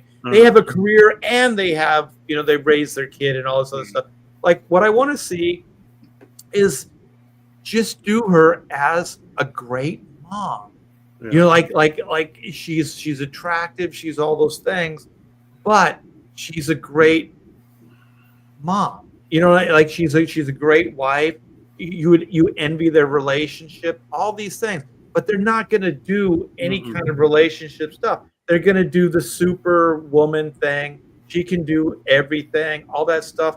Ugh. Like really, if you think about it, the first Incredibles was the best Fantastic Four movie ever made. Apparently, being a great mom is a terrible thing in today's world. Mm-hmm. But think about that movie, and they made it work. Like she was very domesticated. But it was the opposite of what she thought she wanted in life, right? So when they start off, she's like, I want to get out there and kick bad guys' ass, and then the strong guy for Mr. Incredible was like, I just kind of want to settle down and be quiet, find a quiet life. And then the opposite happens. Like she becomes like, I just want to raise the kids and have a good life, and he's like yearning for the glory days. And so that's a great dynamic to have. But at the core, they're always a couple. You know what I mean? And it works. There's this big adventure that happens around this couple and this family. I don't see Pedro Pascal and this Vanessa Kirby as having any chemistry together at all. No. I don't even buy that they have a relationship together. No. They don't seem like there's any compatibility about it. Just that scene where he goes in and he's like, Pedro's like doing this patronizing like white guy voice, on Saturdays or Sunday nights we always have meals indoors. Gosh, guys, what are we doing tonight? Yeah, what are we doing tonight? Like, hey, and then I just found out the guy's 50 years old. Holy smokes! 50 years old. And he couldn't even fucking shave off his mustache to play Reed. What is he, Caesar? What's his name from the Joker from the 60s? Oh yeah, it's Caesar. I don't think Fantastic Four looks promising at all. No, not actually. And they're gonna try and hype it as a precursor to Secret Wars, but I don't think that's gonna sell because I think people are burned. In the heyday of I'm sorry. Go ahead. No. In the heyday of Marvel, that's what saved the Captain Marvel movie. Oh, 100%. The heyday, because they sandwiched it between the two biggest Marvel movies of all time, and everyone's like, oh, it's a precursor to this, and then we have to see it. You know, it wasn't that it was good; it was just we had to see it. Yeah. And then because look what happened to the sequel. Yeah, they lost. Thinking back, you know what they should have done, but they didn't. They didn't have this kind of hindsight. That's somebody else. You know, you have the Wolverine and Deadpool movie. Yep. Okay, that was the best version of Wolverine I've seen. I didn't see Old Man Logan, but that to me that's a different Wolverine anyway. But like more like comic book superhero Wolverine was in that. The suit looked great. And to be honest, Hugh Jackman, I don't know, after playing him over all those years, I think he got it perfect. The tone, everything was so right. The thing is, they've also used that character to time travel quite a bit, and he really works. You know, even like House of M, it wasn't time travel, but it was a different reality. And so he works as kind of the everyman, right? Because he's not super powered and he's not super intelligent that he'd be able to figure out the cosmos and all that other stuff. So he's kind of like an entry level guy you could follow, and things can be unveiled as things go along. So they already introduced that in that Deadpool movie, like this time travel, these alternate versions of reality, all these things. So you could have had him spin off the new Marvel universe. You know what I mean? You could have had him time travel into, I guess the Marvel universe proper or something like that. Don't think they won't. Well, I'm sure he'll be in those movies. They're gonna make him do these movies. Hugh Jackman is gonna be in Secret Wars at some point. Darren says that Wolverine and the Mask finally was epic. It was perfect. It was. I don't even have words to describe how the hell they pulled it off. It just worked, man. It was, and the reason for him wearing it was awesome. Oh yeah, no, they wrote it perfectly. Yeah. They paid tribute to the fans, and maybe to some inkling to like pound like a spike through the cement head of Hollywood is like when you play the characters true to themselves that the fans have been fans of for 50, 60, 70 years, and you put it on the big screen the way the fans expect it to be, guess what? Maybe you'll get the results that you're hoping for. You'll get the big you get the big $1 billion movie that you're hoping for, instead of like shitting on the fans and thinking that Hollywood knows it better. Like, and that's how they hold my breath that message gets through. Yeah. That's how they created the success to begin with. You know, that first Iron Man, there were changes, from the comic book stuff, but they got enough of it right that it was an actual Iron Man story. It was Tony Stark. It was perfect. And they didn't shy away from the womanizer and all that other stuff. Oh, yeah. And just back on the Johnny Storm, that's Johnny Storm's story. Like, he is like the Tony Stark type character. Oh, yeah. He's a womanizer. He's a young guy. He's the young jock who thinks he's God's gift of creation. Yeah. Right. He's a 20-year-old kid who's got superpowers who thinks he's the shit. Like that Johnny Storm. He's the Youngblood character. Like, he could be a Youngblood. You know what I mean? And the thing is, you can't overlook the potential of that. Like, look what they did with Tony Stark. Over that 2-hour story, Tony Stark has a heart. all that symbolism, the belief that Pepper Potts had in him, all that stuff, like it finally came around. So you could, if you wanted to, not play the exact same beat, but it is a story arc. Like what I would do, and they kind of did it with Tony Stark, but I would do it even more so, is where, you know, it finally gets real for Johnny. He finally finds a woman. It seems perfect. It's everything he's ever wanted. And she turns. She wants nothing to do with him. You know what I mean? So then, you know, he's trying to be a better man, whatever, and she doesn't want to have anything to do with him. But he realizes that he needs to not be that guy. If he wants to get into a real relationship with a real person, he can't be that guy anymore. You can't be shallow. It's a character development moment that you could write into the story. You could have him playing cocky all the way through, and then like a girl's like in danger, and then he's at risk too to try and save her, and he just plays it a little bit more humble when he saves her. So he's not the cocky asshole when push comes to shove, but he wants to save the girl. Makes him way more endearing. But then it also shows you he's putting up a big, brave facade kind of thing. It's screenwriting. It's screenwriting 101. And secretly, he wants what his sister has. He wants that relationship or whatever it is. I mean, there's so much you can do, but if you play them the way they are now, it's like, how is he any different than any of the other characters they have?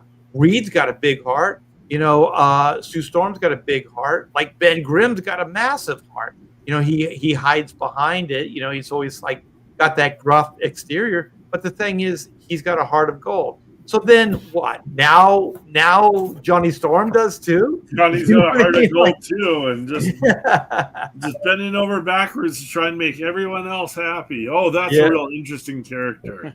No, it's not interesting at all. And also, he's the youngest member of the group, so it's a way of showing youth, you know. But you guys, I might have teased it at the beginning, but we got the Cyber Frog video that Ethan Van Sciver showed off last night. I was lucky enough to watch it live when he did it, and it looks really, really good. It's a little long, but we're gonna close the show with that. And I hope you guys like. We'll probably come back and have some comments on it as well. Oh, for sure. I gotta take off. I'm being summoned. All right, Bob. You take care. Thanks for coming. Yep. I'll see you guys Later, next week. Bob. Next time. All right, man. So now, Todd, you have to talk. Okay, here we go. Boom.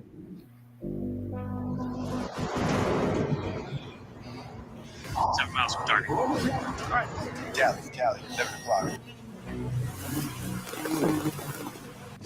Here they come. Hostiles inbound. 30 guns.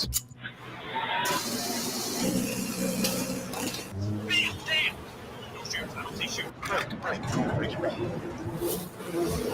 Are you seeing this and hearing it? Oh yeah, this is crazy animation. Wow.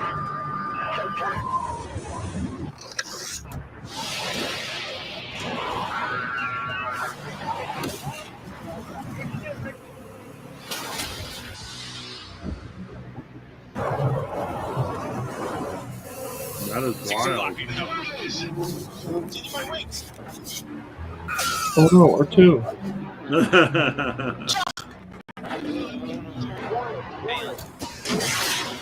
This one's awesome. Watch this. Oh, yeah, shit. That's what I figured.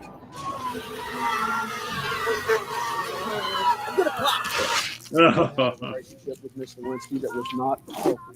In fact, I'm going to get you. It constituted a critical lapse in judgment. Keep it in your pants sacks, man. This is an emergency broadcast. Why can't I finish my damn chicken?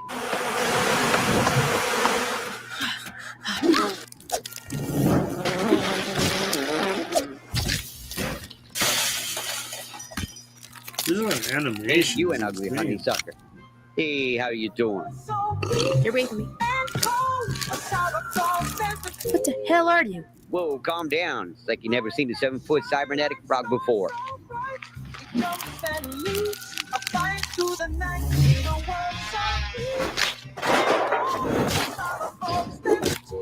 been friends, man. Give me a minute to wipe this guy's brain junk off my face. Ah! No. Well, hello there. I don't have time to hang around, pal. I'm blowing this pop in. Let's go this way and sit. Why don't you die?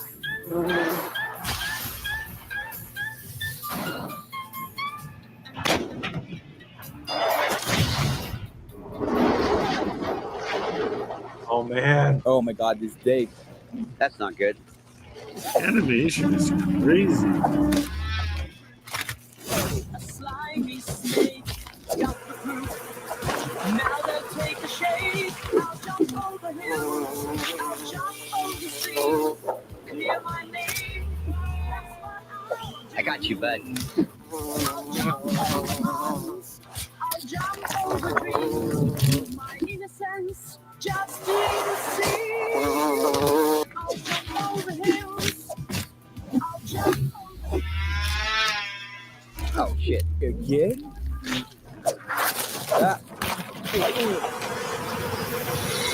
You mother... I don't know how they did this. It's so complicated. Yeah.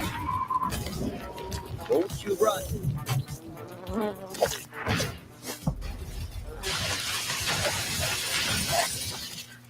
In a war so big, Stupid. cold, the cyber fox Scott. that's petite and bold. I just wanted to show with the bucket of chicken. In a war so big and cold. Yeah. In a war so big and cold. A cyber fox stands fatigued and bold. That is crazy how detailed and how much action they had in that video. I Yeah. have no idea how they do that. That is insane. Yeah, it's really good. I mean, obviously, it's crude in places and things, but the camera movement and you know how we were talking about like Rob Liefeld's Youngblood trailer. I mean, this is like the thing is you need to manifest things into reality, right? Yeah. You can show people the potential. Well, I think this definitely gets it across. So Oh, absolutely. yeah, so if there's anybody out there looking at this thing, they can go, oh, I can see it. Like if they can't go from the comic book to whatever, when they see it moving and just that the scope of that thing's pretty huge. The camera movement, the number of characters, the action sequences. I don't know how they did that. Like it was insane. It was like better than like a high-end video game, and like there was so much movement. And like I've drawn Cyberfrog. He's a very complicated character. Like he has a lot of detail throughout his whole suit and everything in his armor. And they had him nailed and like moving around like you would expect Cyberfrog to move around. Like that was crazy. How Also, just the scope. I mean, it's a full-on alien invasion. Oh yeah, and then at the end, buildings. Yeah, right, and then at the end, you know, he kind of conquers that little localized problem, but then there's like this whole other freaking, you know, a bunch that come down at the end, so you get the idea it's not over. So yeah, it's really, really good. It's impressive. Yeah, Ethan is a lucky guy that somebody put this together. I said on this show when we were doing AI, talking about AI, that's exactly what I was talking about. You know, start putting stuff like this together, and just get it in front of people, because it takes that next step. The budget on it is low. The budget on like little AI clips that look really like you spent a lot of money on it. That's where it's like little trailers for your comic book that you can afford to make that look high end. This was CGI. That wasn't AI. Right. Yeah, those are all rigged. And what it looks like is sort of the previs stuff that you sometimes see before they take it to that next level, where they put the shine, the polish, shadows, yeah, and stuff like okay. that. And Yeah. that's really a Wow. good start. I don't know how much it would take to bring it to that Right, next final level. push, That makes but sense. as far as there's a few things I would change, like maybe like the voice and a few things. But man, if you wanted to have something to say, hey, this is something I visualize, I'd like to do. This could be something that is a good start. Oh, Right, yeah. and like Wizard says, it's basically what you're saying. That is a good alpha for a cartoon, and it can easily be refined and touched up.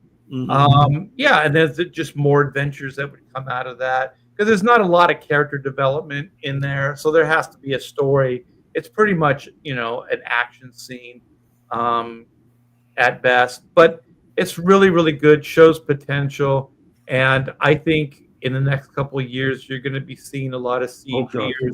CGers, putting stuff out like that. So if anybody has those kind of skills, get in contact with us. With us.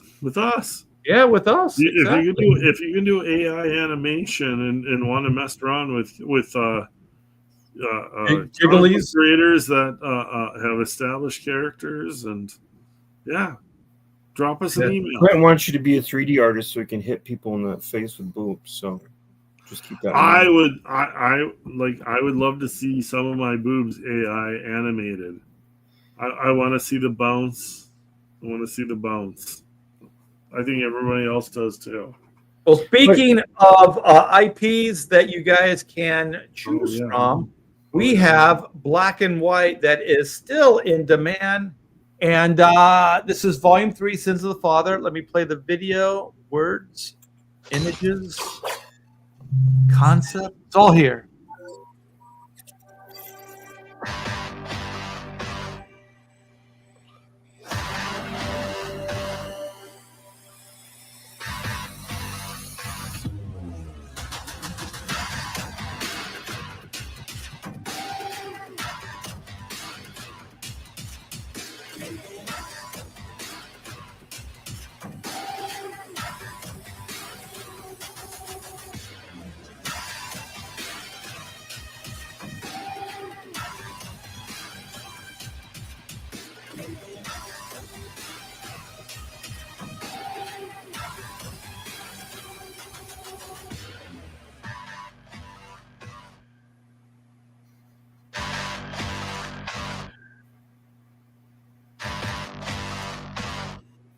So you guys, this is Black and White. This is Volume 3. It's the first part of a two-part story.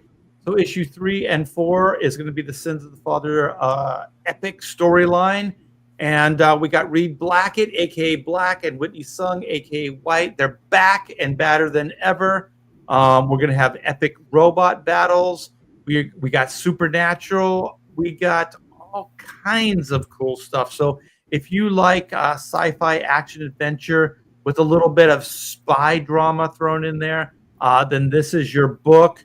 And we got 2 books with this campaign. We got the High Octane Adventure, which is kind of a general audience, one and done, 22-page story done by our own Pedro Eng. And here's some of the interiors. And then we got 4 jaw-dropping covers for you to choose from. So we got A and B, which is done by me. And then we have the Carlo Barberi and myself C cover, and then of course the great John Malin D cover. So here's better images right here. So this is more like the supernatural aspect. We got Immortal Lord Bacon. Thank you. And we got Juju, the Baldoon priestess. So we have ancient warriors being raised from the dead to fight Black and White along with robots. So there's a lot of cool stuff here, you guys. So come by, back a book tonight. Help me keep the lights on here at the studio and finance this book. We are at 34,118. 484 backers. We are close to 500 backers, which is pretty monumental. So yeah, you guys, if you haven't backed, do so. Pick up a copy today. And also we have this guy. We got Clint's book here. The Blue Bombshell is still live in demand. We are going to probably be closing this book out next month in May.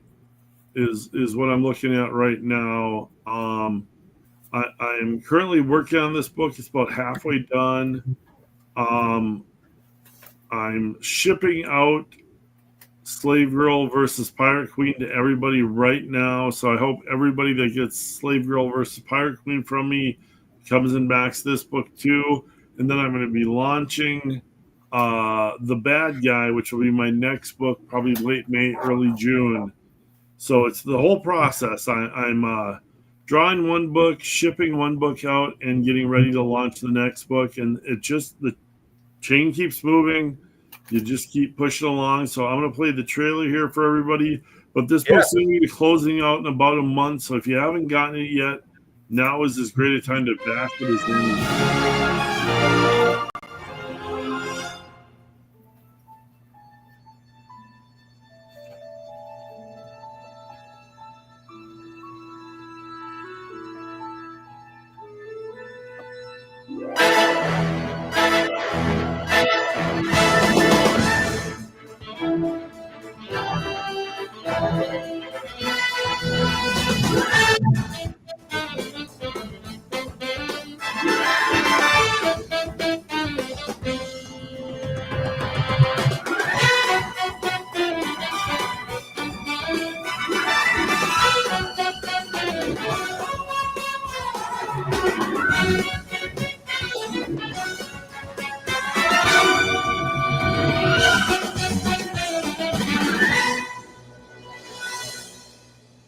Yeah.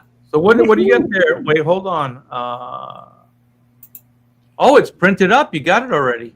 Well, this is the ad on the back of Pirate Queen versus Slave Girl. So, okay. This is one of the variant covers right here in print for this comic right here, Pirate Queen versus Slave Girl, that I'm shipping out right now. So, yeah, you just keep the machine moving. One book's printed, shipping out. One book I'm drawing. One book I'm getting ready to launch, and then you just keep moving on to the next book as fast as you possibly can. Yeah, Randy says the tromboner needs its own book, so there you go. The tromboner will, as you see at the end of Marvel movies, when you see Spider-Man will be back, Thor will be back, the tromboner will be back. That's coming. I'm going to be drawing those pages real soon. I've already got it all sketched out, penciled out. So yeah, the tromboner will be back. Well, good to know. I got some pages I'm going to show off, and then we're going to see what Todd's doing, what he's working on. All right, so if you guys weren't sold on black and white already, here are some inks. So this is Reed Blackett. Way to skip on the detail art. Yeah, I'm really sloughing off on this. Folding shit in. Yeah, just trying to get through things. Just collect a paycheck. Yeah, that is nice. But yeah, so we're getting deeper into the story. This is a pivotal moment. So Sins of the Father, open grave. We already know Alexander is passed. So I thought this would be a good way to open the story proper, with an open grave. And then here is a little sequential. So here's the next panel, the next page. So we're bringing the MI10 more into this. So that is the spy agency, like MI6. It's the robotics division of MI6. So we have Jackson, who is a character that we kind of introduced in 95. So you just got a glimpse of him. So we're going to get more of a story arc with him here. I love my crime scene tape. I love just bring it in Photoshop and kind of bend it and twist it and stuff. It's a lot of fun. And so you get to see we're slowing down a little conversation, get some backstory in here of Reed's father. And this last panel, I was like, sometimes you just do things, get it done fast, and you're just working on instinct. And then I looked back at this morning, and I was like, "That's a lot of depth in this panel." Oh, Yeah. Yeah. You spotted There's a the lot of- blacks really good. If you were to take away some of the detail, you still get an idea Well, you by just look virtue at of the blacks. You just look at the layer. Yeah. Look at the layers: body, truck, tape, tree, gravestone, small bodies, tree, trees beyond, building, then trees beyond building. There's layer. Yeah, I was so tempted to bring in like some realistic shadowing to the robots behind and stuff, and some of the headstones, but I was like, let's keep them simple, just like line Right. art, and see what happens, because you can always bring shadows in later. It also gives the colorist a little bit of playground to kind of do some stuff with that. Right, and the two main characters stand out. Oh, So yeah, you guys, this is the level of work that you're going to get with Volume 3, Black and White, and I'm working my ass off every day to try to give you the best comic I possibly can. So thanks to everybody that has backed so far. Thanks to everybody that supports a Blue Bombshell. And Todd Mulrooney, what do you got for us? Well, I did do a bunch of cards this Nice. past week, and I got a couple that are still available. Well, let's see them. Ooh, put him full screen. Oh, Psylocke.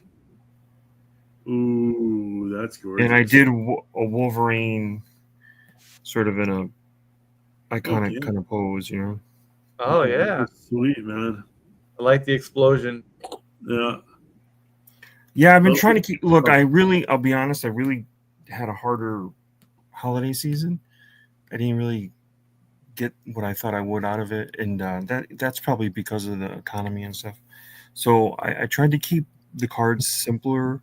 Like, I don't know if you guys remember that Wonder Woman I did, and it had like Grease was behind her. It was just beautiful, but it was kind of hard to get my price out of that, and I did eventually.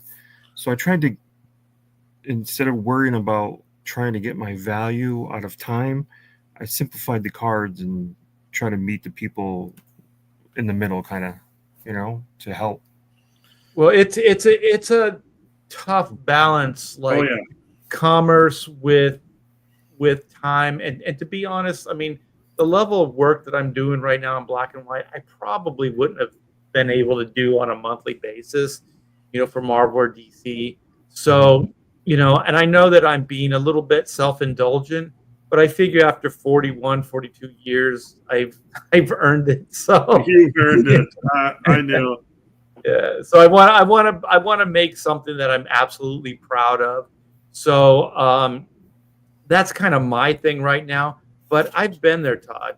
Where you got to kind of figure out that balance. And it's tough, man. It's pretty tough. The cards I finished today and put up and let people know what I was looking for. That price was met without any kind of, like, anyone saying, "Oh, that's a bit much for me" or whatever. So I figured maybe I did the right thing. Maybe I keep it simple, including any females, like the female cards I've been doing lately. I don't know if you saw the Sue Storm, but it's really the rendering and the form is in the coloring, and I'm not throwing so much ink, and definitely just nice, clean background. I love characters when they're isolated on either a color or no color. I think that's really classy. But so that's kind of my approach. Is just changed a little bit just to meet the price point that I think people will be like, "Oh yeah, I'm jumping at that," and that's what seems to be going on. Hopefully, that's awesome. Well, yeah, because then you can.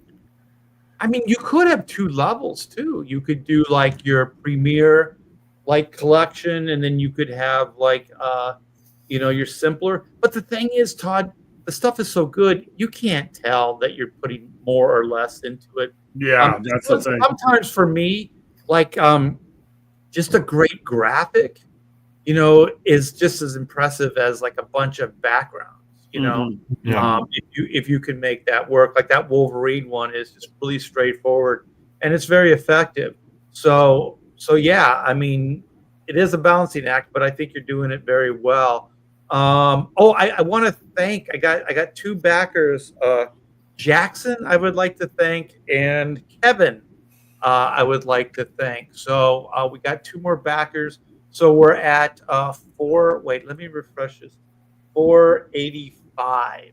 Nice. So what is that? 15 away from 500. So let's keep the backing going. If you guys can on your social media, X out, Facebook, Instagram, whatever.